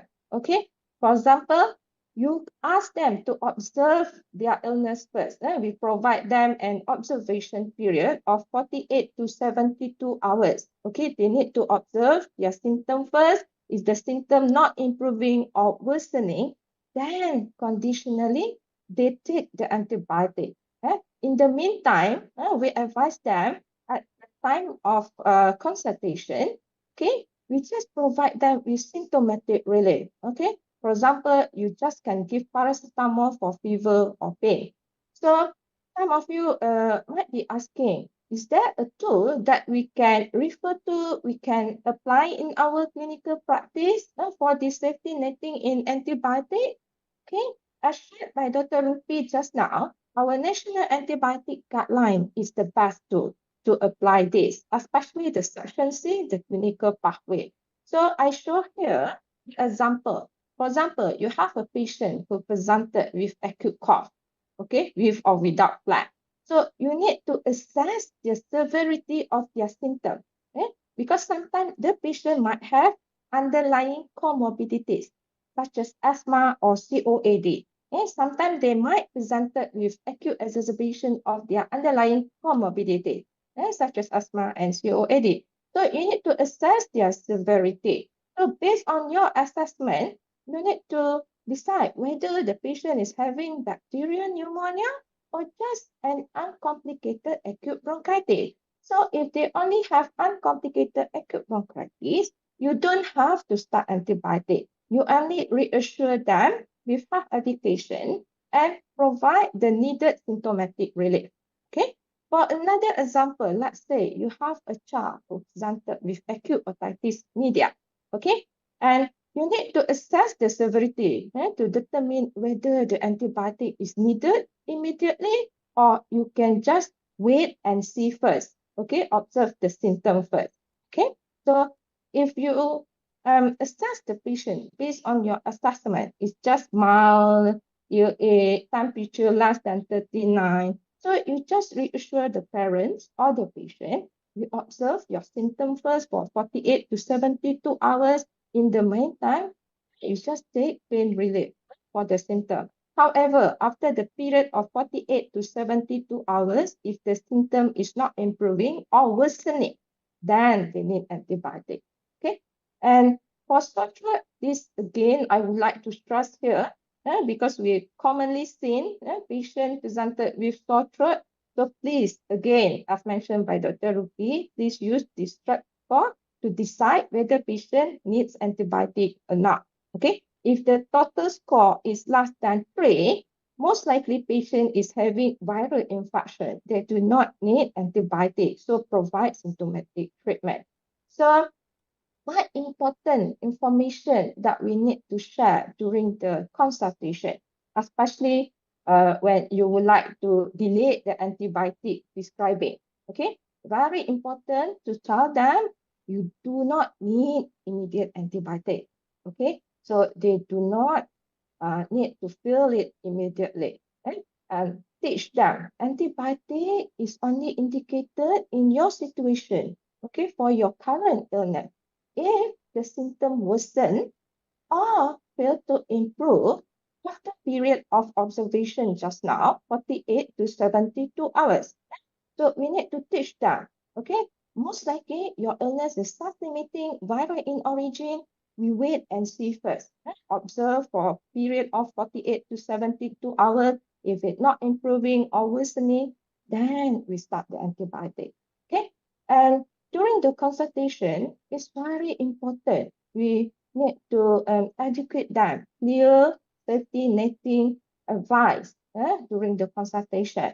So this includes, we need to teach them the nature of the illness. As shared by Datuk just now, antibiotic being used commonly for viral infection. And in fact, Dr. Satya shared now, okay, again just now, the upper respiratory tract infection is commonly caused by viral. So we have to educate our public. The illness is most likely viral in origin, self-limiting, and tell them what is the expected duration the symptom will resolve. Okay, And in the meantime, we reassure them, okay, we're going to give you symptomatic treatment first. Okay, if you're having fever or pain, we provide you paracetamol, and then please get adequate rest. So this is important if they are unwell. So you provide them sick leave so that they feel reassured.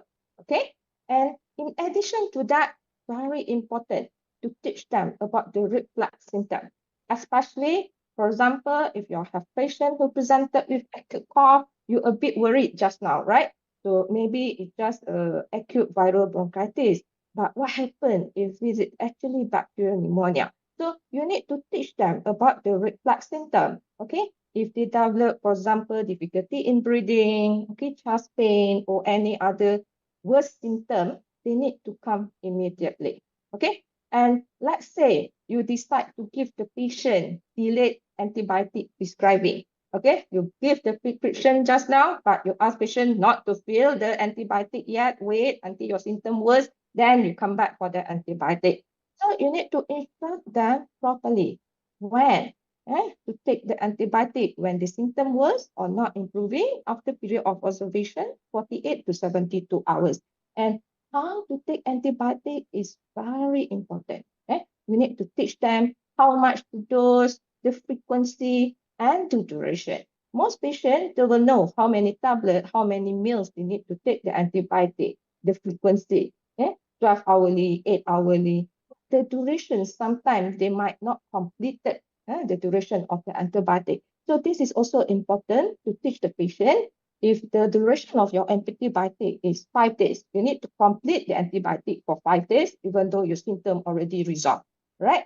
So last but not least, it's very important, before you finish the consultation, advise them when to return, especially immediately if they develop reflux symptom, or come back again when your symptom not improving, follow-up visit. So this is very important to remind them so that you will not lose your patient.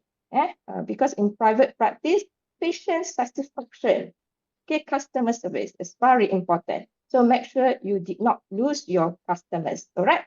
So there are conditions that is not suitable for safety netting. For example, if your patient presented severely ill. When severely ill, systematically very unwell patient, apparently this kind of patient might need hospitalization. Of course, you cannot prescribe, delayed prescribe the antibiotic. Or in a condition where immediate antibiotic are required. For example, if in primary care practice, a patient presented with PPROM, sometimes we need to give prior antibiotic prior to transfer to the hospital, for example, in government primary care setting. Okay, or you think that it's just an acute viral illness, self-limiting, and less likely to develop bacterial complication, okay, in otherwise healthy individual, such as common cold. Or the patient is actually just having non-infectious condition. We've seen this quite common in primary care. For example, if patient have allergic rhinitis or allergic conjunctivitis. So you do not have to prescribe the antibiotic. Okay, and some of you will ask, how to apply this? How to apply this in our private primary care setting? Okay, so I share this what in practice in UK, how they delayed the antibiotic prescribing. So there is 3 ways actually. The first one is the patient lab. Though in patient lab, it means that during the consultation, the clinic visit, you prescribe the antibiotic during the consultation. You advise patient, please defer filling the antibiotic first. We observe the symptom first. If it worsen or not improving after 48 to 72 hours, then you come back to my clinic or to the community pharmacy to fill up the prescription. That is patient lab. Okay. The second method is collect at a later date. Okay. This one, prescription was not given during the consultation. Okay. The doctor just give the health education, reassure patient, provide symptomatic relief. and then teach them about the period of observation just now, 48 to 72 hours. If the symptom worsen or not improving, okay, they come back to the clinic or they come back to designated area such as the registration counter or the community pharmacy, collect the antibiotic prescription and fill up the antibiotic. Okay, the third one, recontact. This one is commonly practiced, I believe, in our primary care practice, especially in government clinic, health clinic system. This is commonly practiced by us. What does it mean with recontact? So during the consultation, prescription is not given. Okay, we just reassure patient, provide the health education and the symptomatic treatment first. And we advise them when to return, especially when the symptom not improving or worsen after a period of observation, 48 to 72 hours just now, they come back for doctor's assessment. So I think this approach is much more practical in our Malaysian setting if we want to reduce the usage of unnecessary antibiotic prescription. So this approach is much more practical in our primary care setting. So this is an example of quick reference, because I do understand just now Dr. Satya mentioned that in private practice, if you're having so many patients, you don't have much time to counsel the patient, to educate the patient. And sometimes you don't have much time to, open up your phone, check the clinical pathway, check the national antibiotic guideline.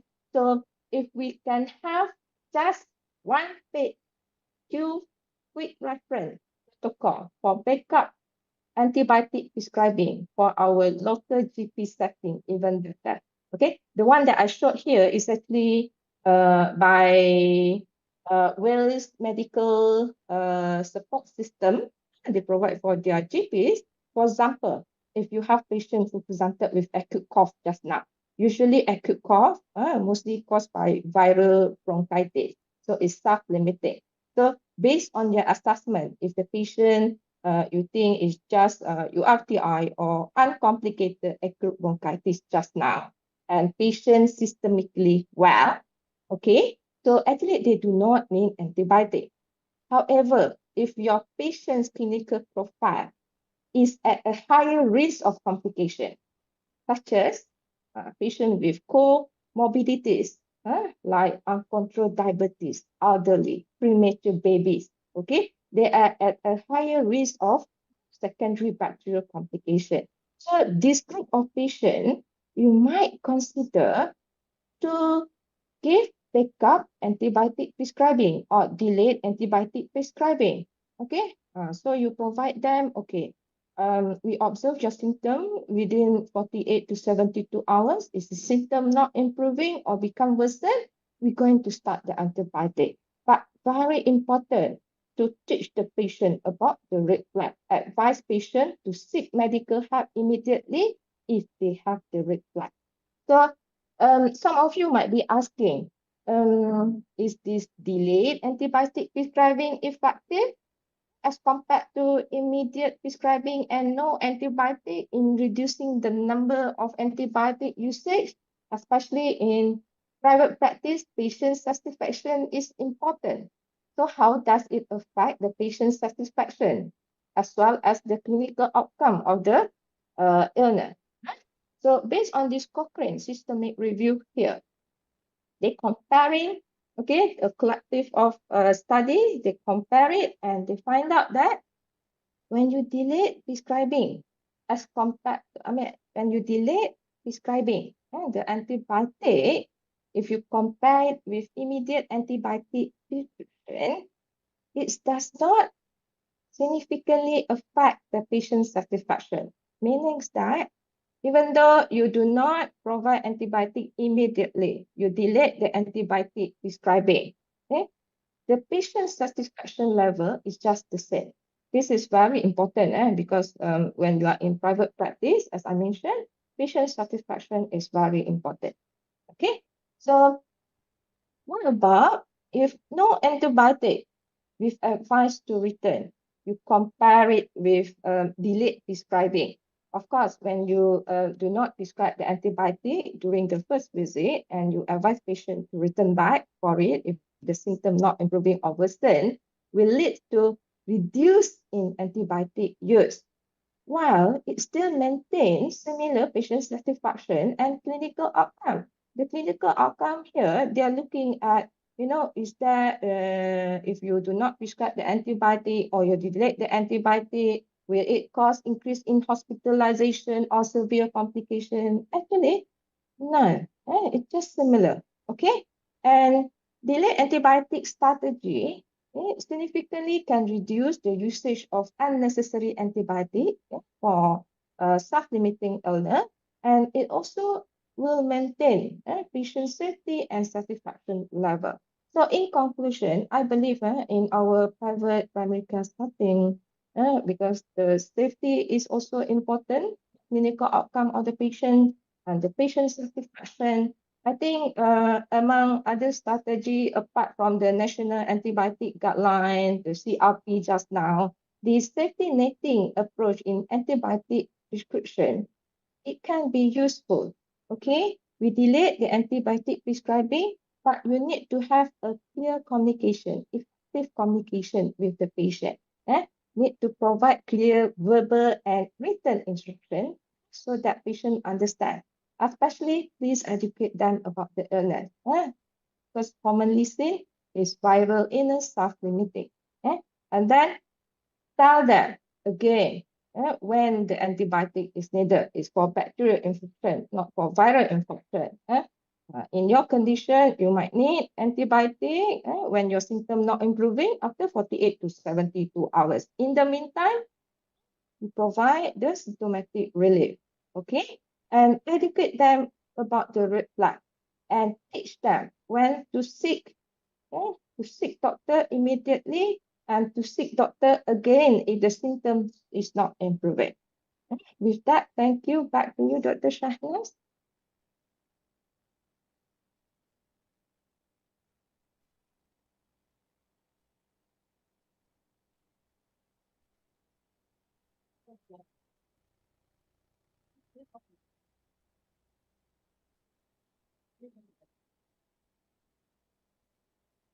Thank you, Dr. Sham, for the insightful and practical sharing. We will now begin our interactive panel session moderated by Dr. Alif Adlan, together with our distinguished expert speakers. And during this session, participants are encouraged to share their questions in the chat box, and our panel will address them live. We look forward to an engaging discussion together with our distinguished expert speakers. Dr. Alif, the stage is yours. Assalamualaikum and a very good afternoon. I'll try to smile more this afternoon. Thank you, Dr. Satya, for constantly reminding on smiling. So today on this very sunny afternoon, wherever you are in KL now is shining bright. We have again our three esteemed speakers, Dr. Rupinder Kaur, Dr. Satya Rao, and also Dr. Shamsulia. So far, I think for the past an hour and a half, almost 2 hours, we've been given insights on smarter prescribing in line with the World Antibiotic or World Antimicrobial Resistance Week. We have several online questions on the chat box today. And keep those questions coming in. So we will go through them one by one. And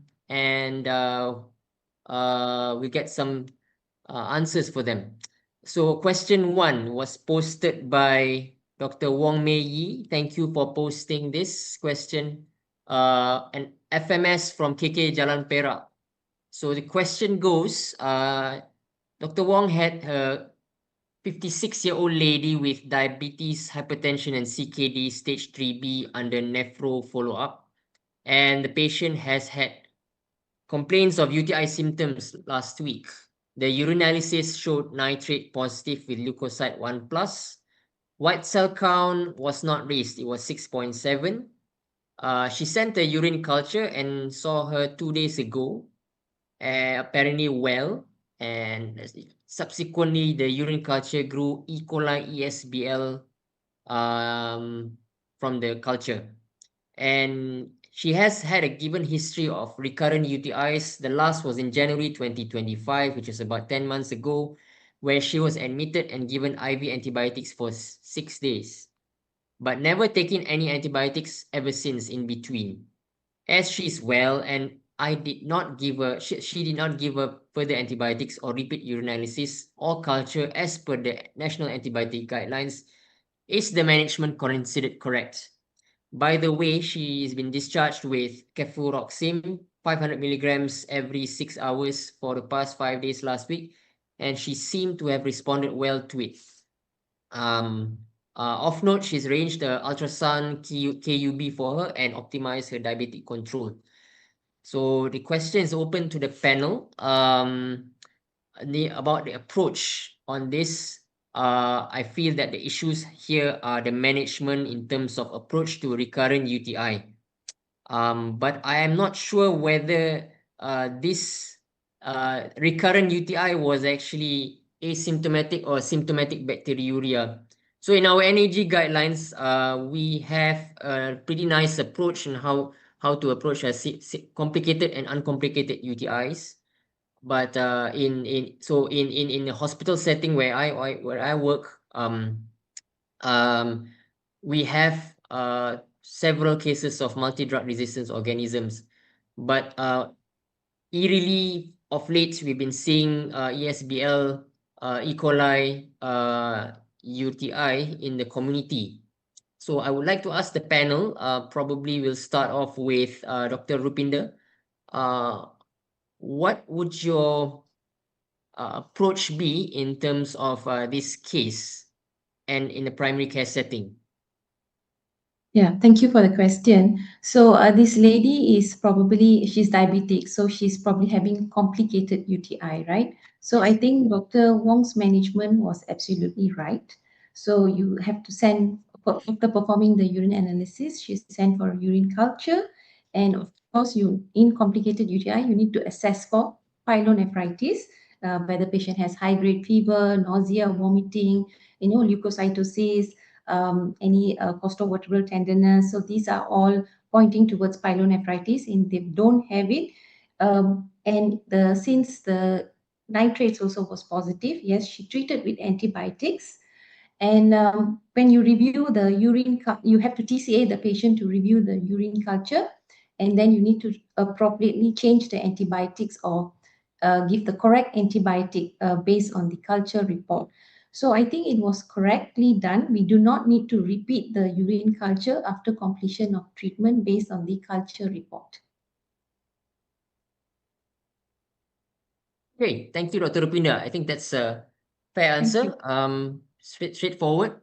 I also noticed, pertaining to this case, there were some practices where some clinicians do test of cure, even though patient has been asymptomatic and has been treated.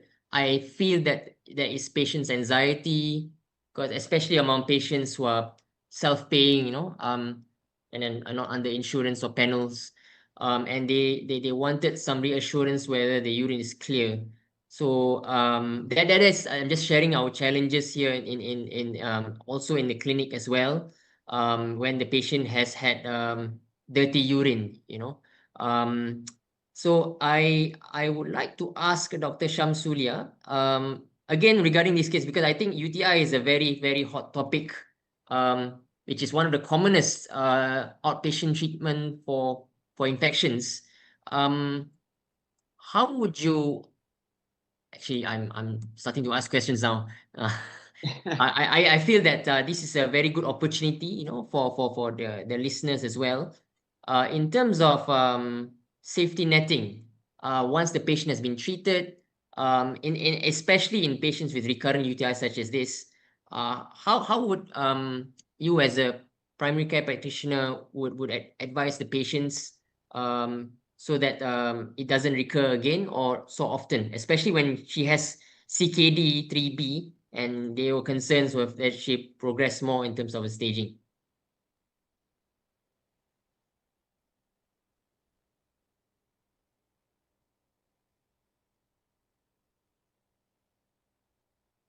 Sorry, what was that? Was I clear in the question, Dr. Sham?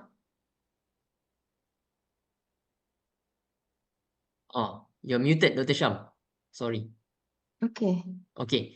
So Okay. would you approach this, how would you approach this case and in a pertaining to your topic today about safety netting in patients, managing patients without antibiotics, if the patient has recurrent asymptomatic bacteriuria? Okay. Hmm. So, first and foremost, I would like to know whether the patient is having infection at the moment. So, as Dr. Rupi said, we need to assess the patient, see whether they are symptomatic or asymptomatic. And then, if based on the history, examination, investigation, and less likely to be UTI, but we need to look at, whether this patient is having uncomplicated or complicated UTI. Because in complicated UTI, based on the result, the laboratory result, even though patient is symptomatic, sometimes we need to start the antibiotic. But if it uncomplicated, they do not, we just observe the symptom first, okay, for a period of observation, and then if the symptom worsening, not improving, for example, after several days. So I think if we follow our local national antibiotic guideline, the period of observation is 48 to 72 hours. Okay, that one for symptomatic patient. Okay, if asymptomatic patient, a bit difficult because we don't have anything to monitor for the patient, right? So it needs to be individualized, case by case basis. So for UTI, I need to look at whether patient is complicated or uncomplicated, all right, based on the assessment. So certain patient, you can just wait and see first for the uncomplicated one. Let me add a bit, Alif, to safety netting. I think majority of the participants today are actually GPs, but this question has come from one of our colleagues from Klinik Kesihatan. Remember, one of the very important safety netting is the availability of expertise within primary care and at the hospital level, the ID team. I think we should not forget that when we are unsure, we can always, have phone consultations or something like that with our colleagues, either in hospital or in Klinik Kesihatan. And that also goes across the board for our GPs who are out there. Because I remember when I was head of the clinic in Ampang, like I have my GPs who actually refer just to clarify in their mind, patient is asymptomatic bacteriuria. I mean, there's no urgency to do anything then, but you also want to fill in the gap of knowledge to see what else can I do, right? Because as a family physician, like those are your clients and you want to make the best out of the clients, right? Thank you, Alif, back to you. Thank you, Dr. Satya. I remember it. So it's okay. More questions for you later, Dr. Satya. Okay, so with regards to as an ID physician, the approach whether the treatment with cefuroxime 500 mg QID is the right way. Well, when you are dealing with someone who is cystitis, probably recurrent cystitis, and your fear is probably a complicated UTI, you might want to treat properly. So we'll have to see the full culture results. So you might want to consider other options like fosfomycin or nitrofurantoin. I'm not sure whether it's available widely now in KK or in GPs, but as according to the National Antibiotic Guideline, you can actually use nitrofurantoin or fosfomycin if it is sensitive. And the ones that we have in the hospital is actually the microcrystals, 50 to 100 milligrams every 6 hourly. And with regards to approach, I suppose I agree with Dr. Satya that shared care decision making is the way to go, especially as these patients are already under nephro follow-up. So the ultrasound KUB might want to actually discuss with the nephrologist whether they can expedite it. Probably these patients has some structural abnormalities that needs to be dealt with, like a stones or whatnot. Also, I would like to share the non-antimicrobial approach as well.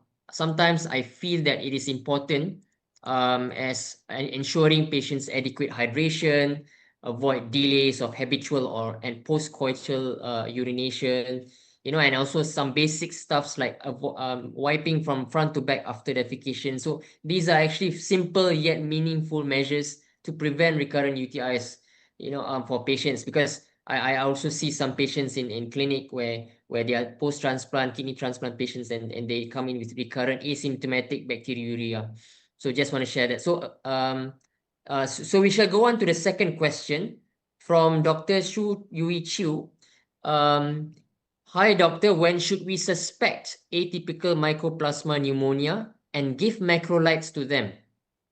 So this is a question about the diagnosis and suspicions of atypical pneumonia, particularly in Mycoplasma.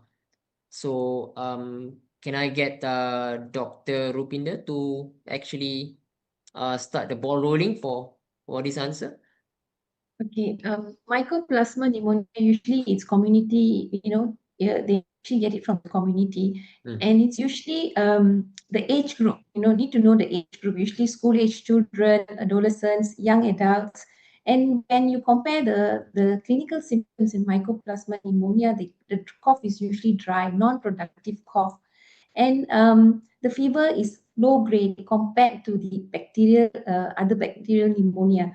So, and they also might have some constitutional symptoms like headache, sore throat, which can also be present in the other pneumonia. But GI symptoms is more prominent in Mycoplasma pneumonia.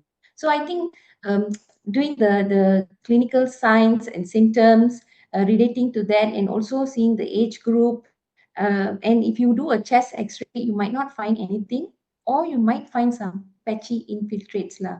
So these are few pointers where you can think if a patient is having some Mycoplasma pneumonia. They might also have a concomitant ear infection, which also can point out to Mycoplasma pneumonia. So I think going through clinical contact history and also age group is important in determining whether patient has Mycoplasma pneumonia or not. Okay, thank you for the answer, Dr. Rupinder. I think that's very, very insightful. Anyone wants to add, Dr. Satya or Dr. Sham? Yeah, I would like to add. I think theoretically it's very easy, but I think practically, I think especially when we see it firsthand in the first few, like 1-2 days of the infection, honestly, I will be in Shu's leg as well. So I don't think it will be as easy to decide. Yeah. I think one thing that we can use is additional tests, but they all require, they're more costly to identify a serology test, and all the results don't come back quickly. Maybe what we can add on is to decide if the antibiotic is required. You can actually use procalcitonin or CRP, which is actually not available in most GPs. So what I'm trying to say, the message is quite clear, which is like it's still going back to age-old history and examination to decide what's the best to do. True. Dr. Sham, would you like to add on anything? I just agree with Dr. Satya. Okay. So I suppose with pneumonias in terms of adult settings, that's why if they come into a hospital in settings, if they're treated for severe CAPs, they will actually have atypical coverage with your macrolides. But well, fortunately, this atypical coverage also covers other things as well, such as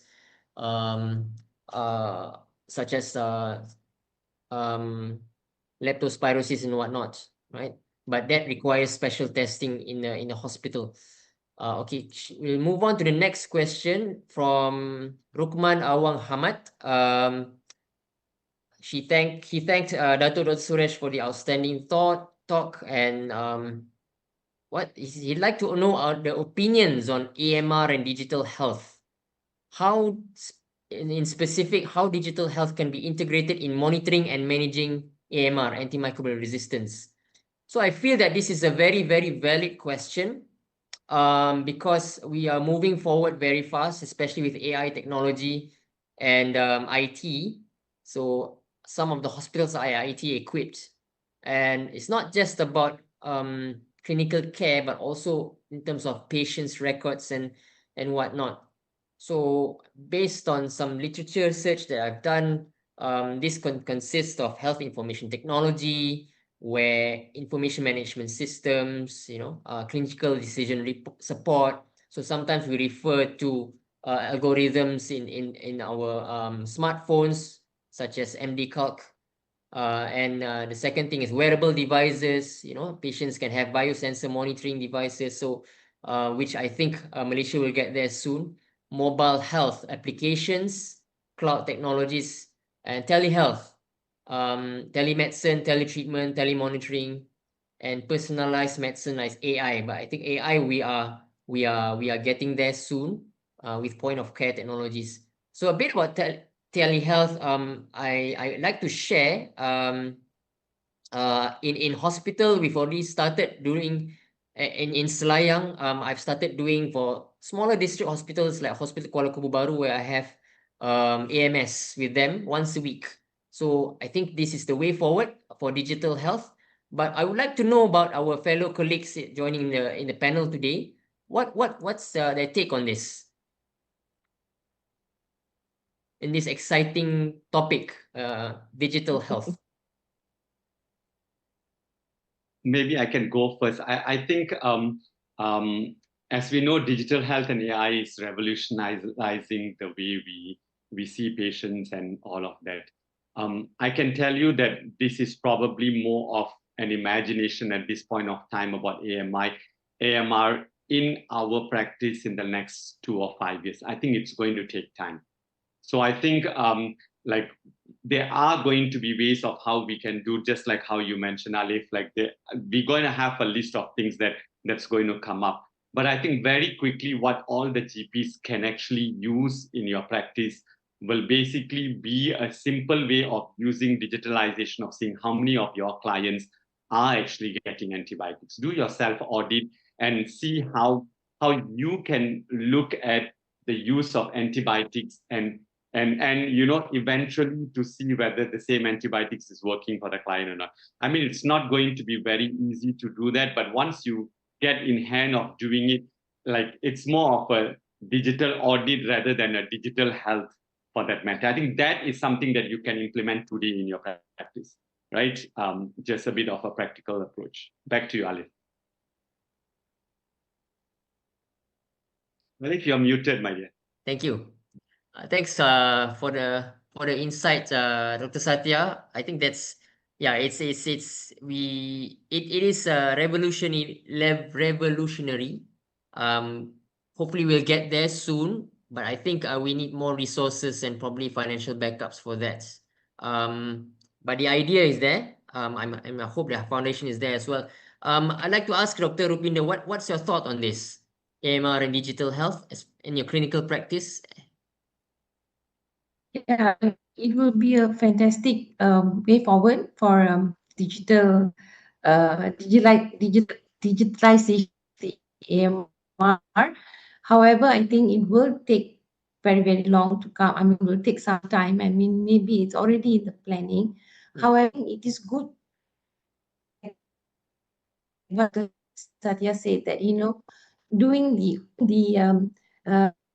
pharmacy department also auditing the antibiotic use in the private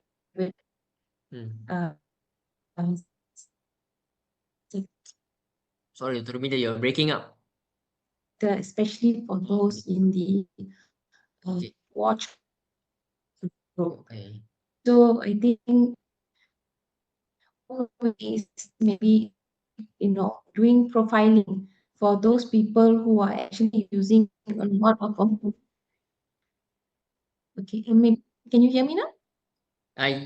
So maybe profiling better, yes. The general practitioner who uses the most amount of antibiotic, especially those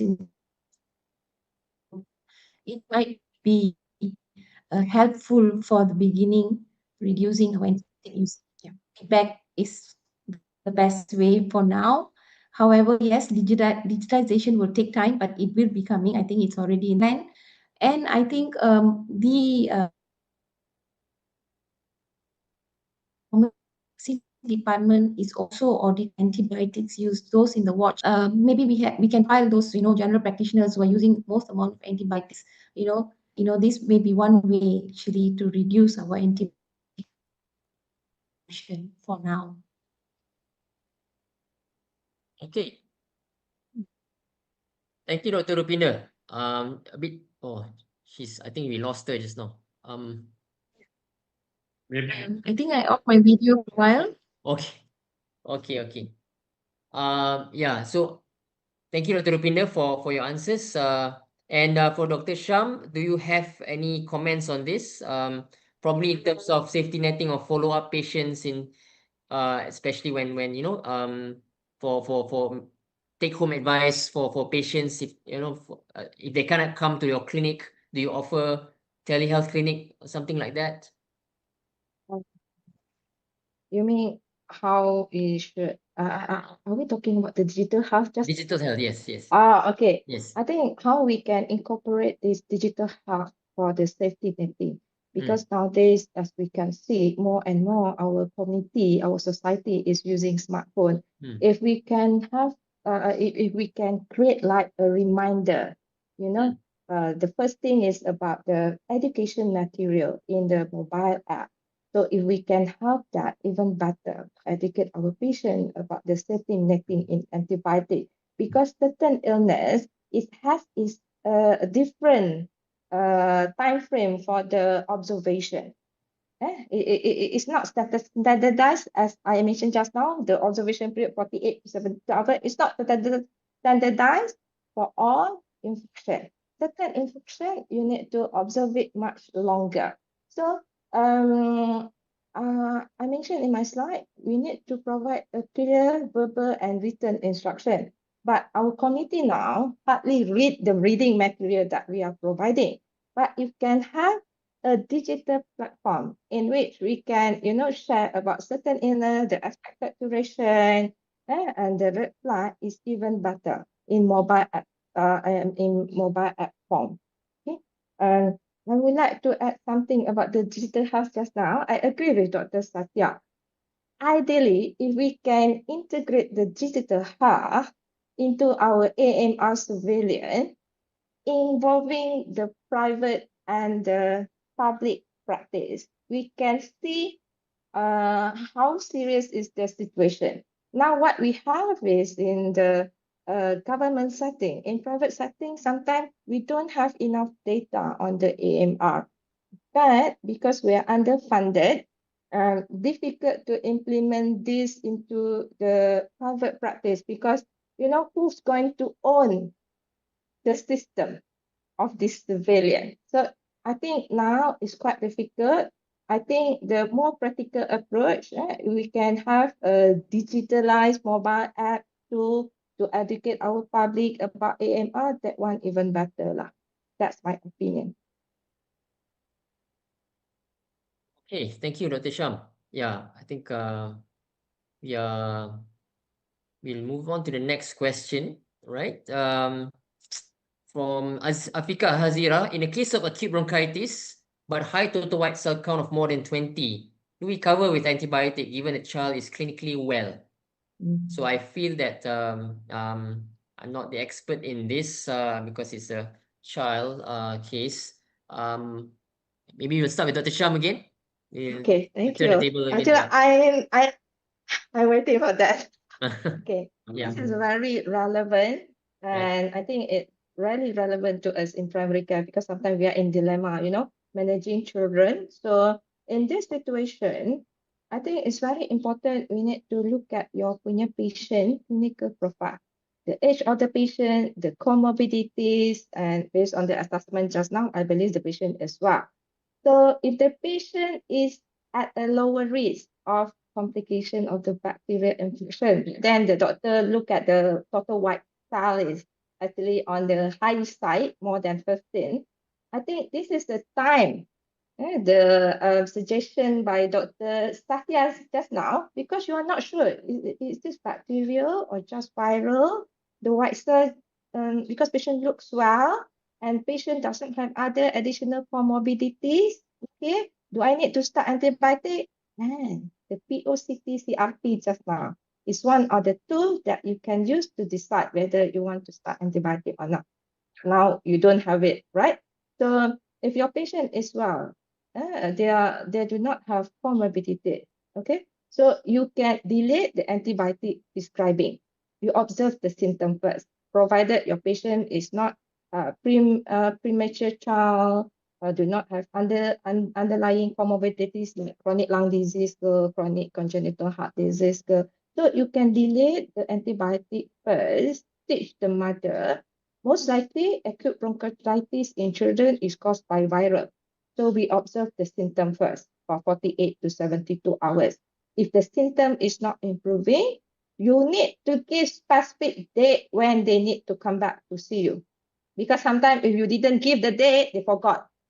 This is the reality in our society. You need to, okay, come back to see me on Friday. I need to review back. Please come back. Remind them like that. And at the same time, you need to teach the mother about the danger sign because this is involving pediatric, especially under 5.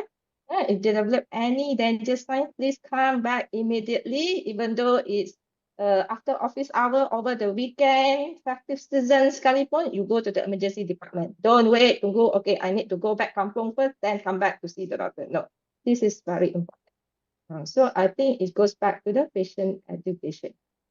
That's my opinion. Perhaps Dr. Rupi or Dr. Satya would like to add on.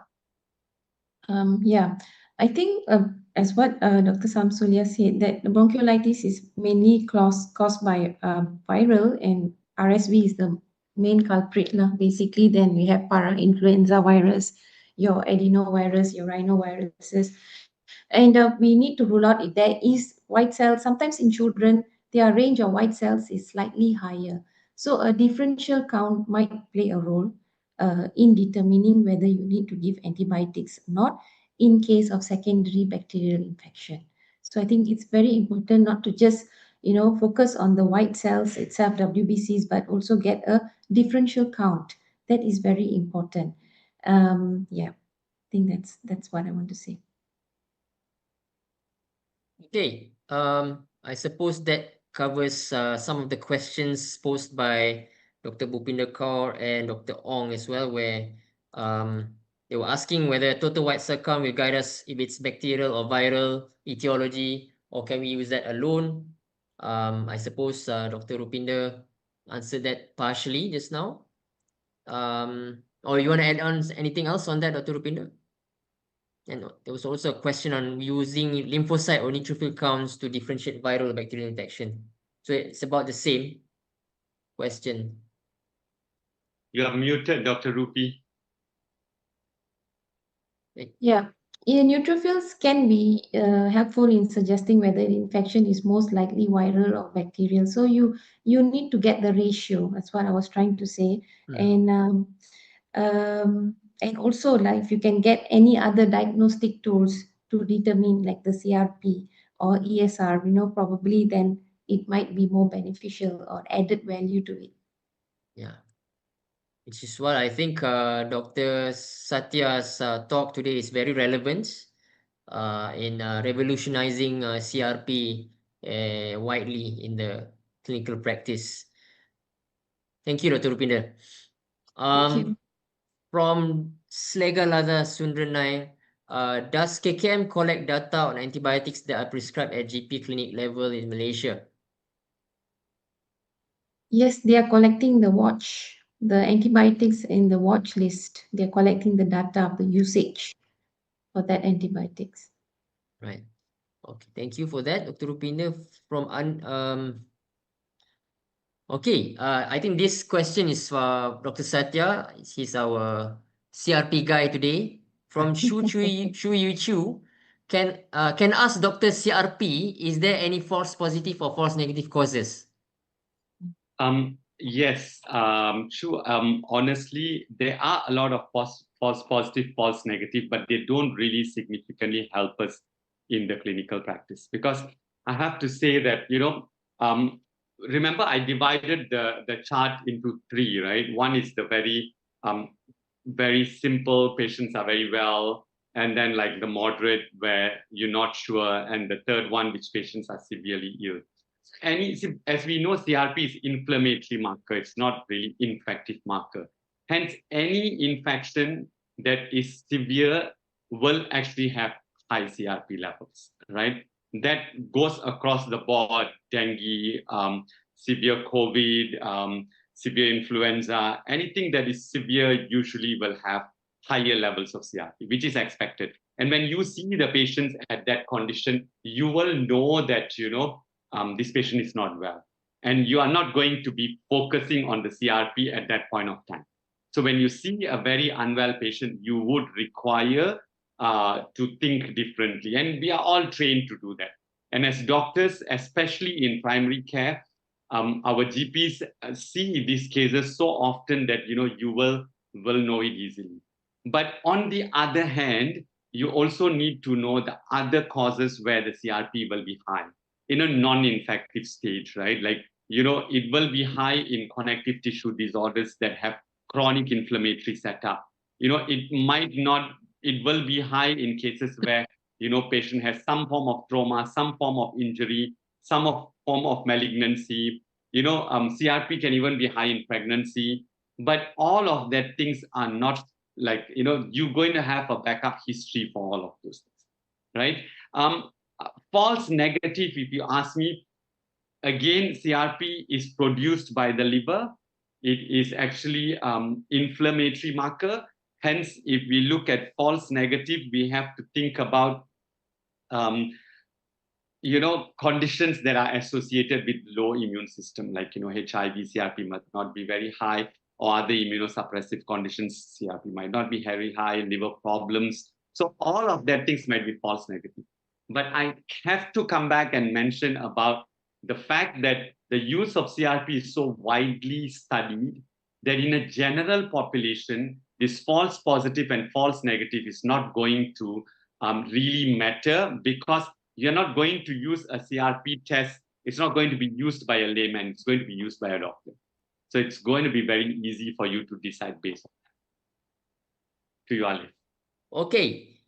Thank you, Satya. So another question for Dr. CRP. Is there any guide when to choose for influenza test or CRP test? Thank you. Thank you. That's a very pertinent question, especially now where influenza is quite rampant. Coming back to the situation, if you see a influenza season, don't just depend on a CRP, right? You are going to have influenza high on your differential diagnosis. Like, I remember during COVID, right? We probably got so many some influenza cases, or even some dengue cases for that matter, that came in, and then the COVID test was false positive, right? But we thought it was COVID because it's COVID season, everybody has COVID. So so that's something that we need to remember, that when it's the season, that you need to think about it. But more importantly, clinically, like the question that Dr. Rupinder answered earlier, right? About bronchiolitis and all of those things.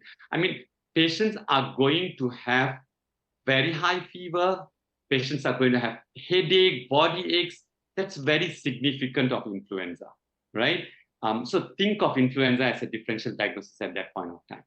And in acute influenza, you're not going to have very high CRP levels anyway, right? The CRP levels will be raised, but it will not be very high. But influenza that has complication, influenza that's very severe, yes, you will see higher levels of CRP, right? So decide which is which. And in Malaysian setup, I always say, right, especially if you are in a clinic kesihatan, I have to digress a little bit from GP practice to clinic kesihatan. You see a patient that has already been seen by our GP colleagues, they are coming in to you, you would want to do more tests for the patient. You will do your dengue test, you will do your full blood count, you will do more comprehensively. Similarly, in a GP practice, when you see a client that comes in during a non-influenza period, but you're not sure, it could still be dengue, it could still be COVID, it could still be URTI, which is associated with bacteria or virus. So So just have an open mind. But when the patient comes in very clearly of a sore throat, very clearly of upper respiratory tract infection, sinusitis and otitis media, cough, that you think it's an acute respiratory tract infection, then CRP really happened. But Alif, I have to digress a little bit and speak about the previous question. Another reason false negative of CRP levels is that when the infection is bacterial but it's localized. For instance, when you see infection in the ear, middle ear, acute otitis media, right? The CRP level, it is bacterial infection most likely, okay, because it's acute otitis media. CRP levels might not be highly raised in that case. But we are doctors. Patient have ear pain, have fever, has some ringing sound. You know it's acute otitis media. You will know that the patient requires antibiotics. CRP might not be the best test at that situation. So digressing a little bit, but back to you, Ali. Okay, thank you, Satya. Yes, I fully agree with you. A good history taking, albeit in a short, brief time, I think very focus-driven approach should be implemented, because I do get some cases where fever for investigation or occult sepsis without localizing the site of or source of the infection, right? So no point doing this hi-fi test if we don't actually get a good history to localize where the site of infection is. So I think I'm sure the others agree with me as well. That's when the National Antibiotic Guidance designed by system and by the type of infection, so that it drives the empirical antibiotics based on what we find in our history taking and clinical examination. Okay, so we share a bit of I just want to nudge here question regarding the KKM collection of data on antibiotics prescribed GP level. So I was told that at present KKM collects antibiotic utilization data only from public clinics, but not yet from GP clinics, and the pharmaceutical service program collects sales data for antibiotics from GP. So that's for the question posed by our audience just now, Slegalada Sundranayan. Okay, so we'll move on to the next question by Jing Yi Ching. In certain patients with prolonged cough, we get sputum culture of pus cells seen but sample representative of upper respiratory tract. What do you make of it? So this is quite a general question. Shall I direct this to back to Dr. Rupinder?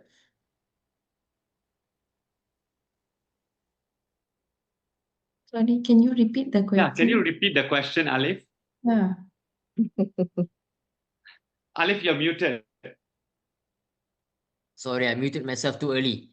So in certain patients with prolonged cough, we get sputum culture of pus cells seen, but samples representative of upper respiratory tract. What do you make of it?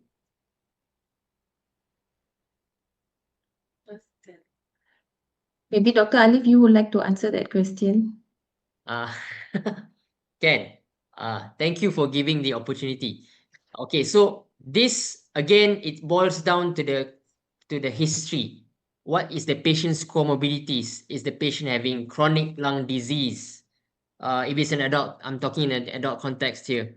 If the patient has chronic lung disease, on and off, the patient will have some pus cells seen, but it's a sterile culture without no significant growth. But doesn't mean that you shouldn't rule out other things, particularly tuberculosis. This is why very important to get a pertinent history and look at the patient's whole clinical picture. Go to do a chest X-ray and whatnot. And I'm not sure what's the indication of sending a sputum culture if the culture is negative and the X-ray is actually normal, right? So prolonged cough can also have other non-infective causes, so we should look at that as well. So that's my approach. When we look at the patient's comorbidities, the indication of doing it, look at the chest X-ray. Have we really worked out for TB? And are we looking at other aspects of non-infective etiologies?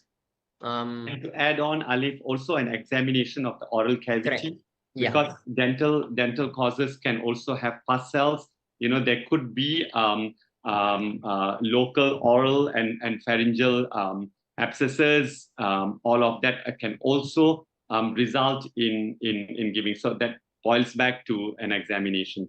I think Satya gave a pretty good diagram picture just now about the approach for, upper respiratory tract and lower respiratory tract. So I think that's a very, very, very nice approach there. Okay, so we shall move on to the next question. What from Siva Jyoti? What is the scope for antibiotic prophylaxis for recurrent UTIs in primary care? So as we expected, this is a common question for many doctors. So she'd like to share, Siva Jyoti would like to share a patient under oncology referred to KK to trace and review urine CNS, which grew E. coli sensitive strain to excess group. So she is unfortunately diagnosed as stage 4 renal cell carcinoma with stage 4 CKD with history of 2 UTIs treated with antibiotics in the past 1 year.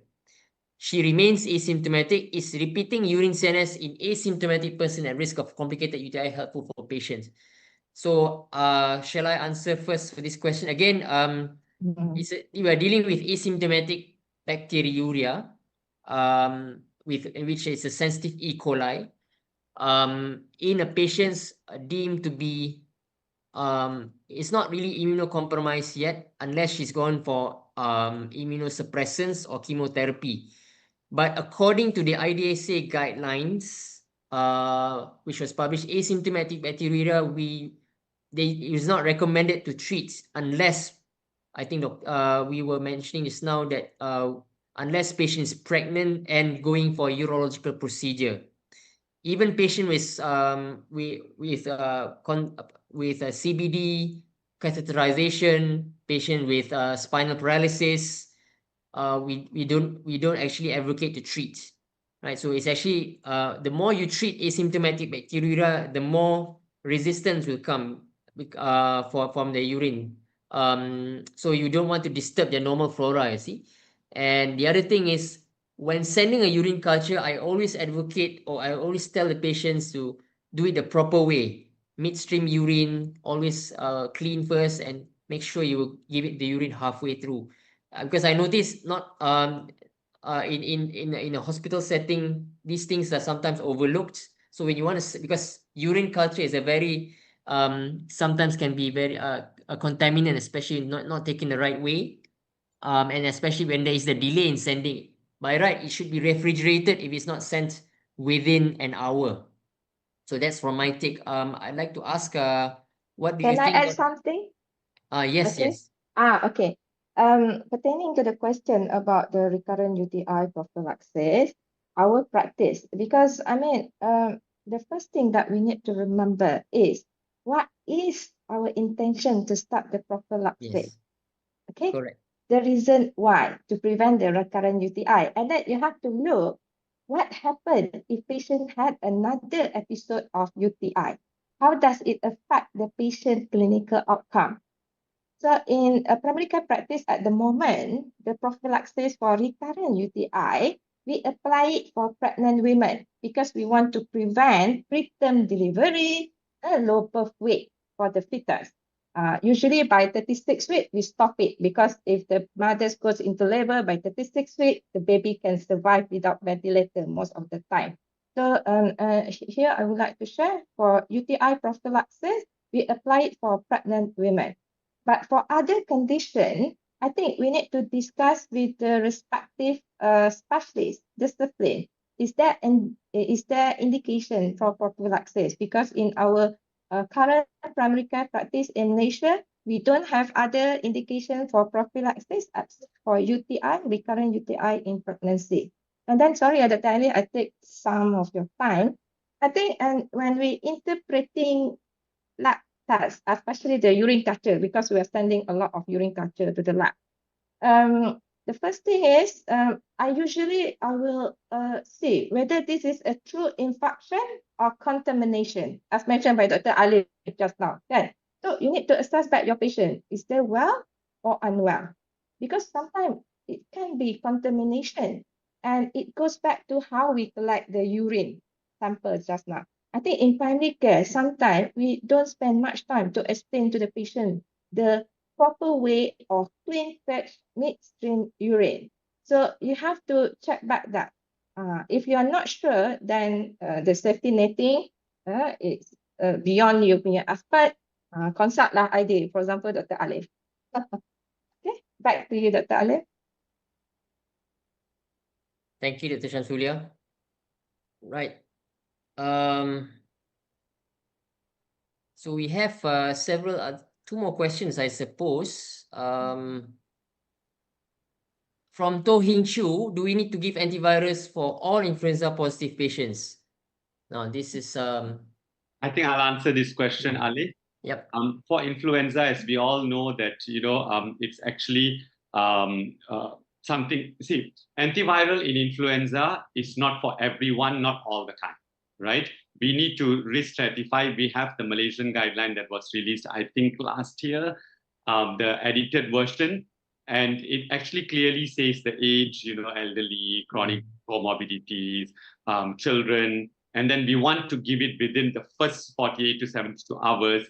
So that's the guideline that we use. We don't use antiviral for everybody. And antivirals do not really reduce mortality, okay? They just reduce hospitalization and reduce the severity of the disease. So, thank you. Short and sweet. Thank you. So we are almost towards the end. I think we have two more questions, just last minute ones. From Siti Hafizah Sheikh Sarif, she'd like to ask one of us to comment on online consultation at primary care setting. Can I get comment from Dr. Rupinder? Yeah. Thank you for the question, Alif. We do online consultation. We have our virtual clinics, and some of our clinics have started virtual clinic. But these are for patients who are more stable, suited for virtual clinics. For instance, patients like who come to a clinic, we want to review them like the 24 to 48 hours. For example, they come for a minor URTI, but they're in the high risk group, and you're not sure. We do a virtual consultation. However, the setback is that we cannot examine them. So during our consultation, if we feel that we need to see the patient, they still need to come back to the clinic. Other things that we do virtual consultations are reviewing blood results, letting them know their blood results. So these are few things that we do virtual consultations daily. Actually, in some of our clinics, they're very established, and it's very, very beneficial to actually reduce the crowd. Also, and also patient also is happy because they don't have to come multiple times to the clinics. Okay, thank you, Dr. Rupinder. Short and sweet answer. So brings us to the last question. Hi, doctor, from Cyril Shongan. If patient presents with chronic cough but no fever or abnormal finding, however, sputum culture grew Moraxella catarrhalis, do we start antibiotics? So I suppose this question is probably I'll have a go. Thanks for the question, Cyril. Yes. Pertaining to this question, patient only has chronic cough. So I'd like to know more about the profile of the patient. Have we actually used our approaches now for how to investigate chronic cough? And have you investigate for TB as well? But for Moraxella catarrhalis, this is can be a pathogenic organism, commonly causes URTI and sometimes can cause otitis media and otitis externa. But usually these are short-lived pathogenic organism. It doesn't cause chronic cough per se. So we should actually look for other causes of chronic cough, as Satya just mentioned. We should look at the oral cavity, because sometimes this can be also a harmless pathogen in the oral cavity. It can be a harmless commensal, but if the patient is septic, or patient has fever and cough, productive cough, I would actually treat the patient with a short course of antibiotics. But otherwise, I would probably disregard it and continue to investigate for the cause of chronic cough. So I hope that answers the question. Any additional answers from the panels? No. Just have to remember that it's not always that we get this kind of results. Yeah. when you get it, I think you need to be cautious of how to interpret it. Again, like asymptomatic bacteriuria, a lot of times it could be just a normal comment. So go back to an examination. So yeah, we need to be prepared about how to interpret. Yes, I fully agree with Satya, whether it's a pathogen, significant infection, contaminant or colonizer. So when you send a simple test like urine, it can be a contaminant because of the way it's being sampled, or it can be a colonizer of the tract or the particular area. So I suppose we are just on time. Thank you everyone for the questions. I think we've answered a mouthful. Very, very, very nice questions. Nicely done. I think we've answered almost 15 or 16 questions just now. I hope everyone is happy with the answers. Thank you, Dr. Rupinder, Dr. Satya, and Dr. Shamsulia. I'll pass over the baton to you, Dr. Shanas.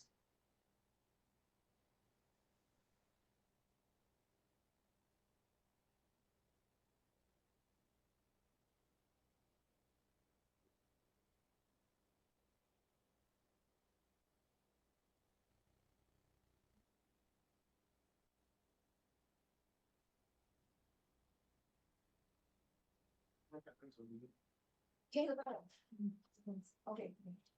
Thank you very much to our distinguished moderator and speakers for the valuable insight shared today. So let's give our speakers a virtual round of applause. Let's tap the reaction button and show some love and virtual applause to all our amazing speakers. Yes, I can see the love and I love it. We have now reached the end of today's webinar. We would like also to express our appreciation to all the participants for your active engagement throughout the session. We hope the knowledge and insight shared throughout Smart Prescribing Safer Patients AMS in Primary Care that we organize in conjunction with World AMR Awareness Week 2025 have been valuable and beneficial to your practice. Before you leave, kindly complete the feedback form via the QR code provided at the screen now. Your responses are valuable in helping us to improve our future programs. And also please be informed that the e-certificate and webinar recording session will only be generated upon submission of the feedback form and will be issued by next week at the latest. Thank you once again for your participation and for your commitment to rational and responsible antibiotic prescribing. Wishing everyone a pleasant evening, stay safe and take care. Assalamualaikum and have a nice day.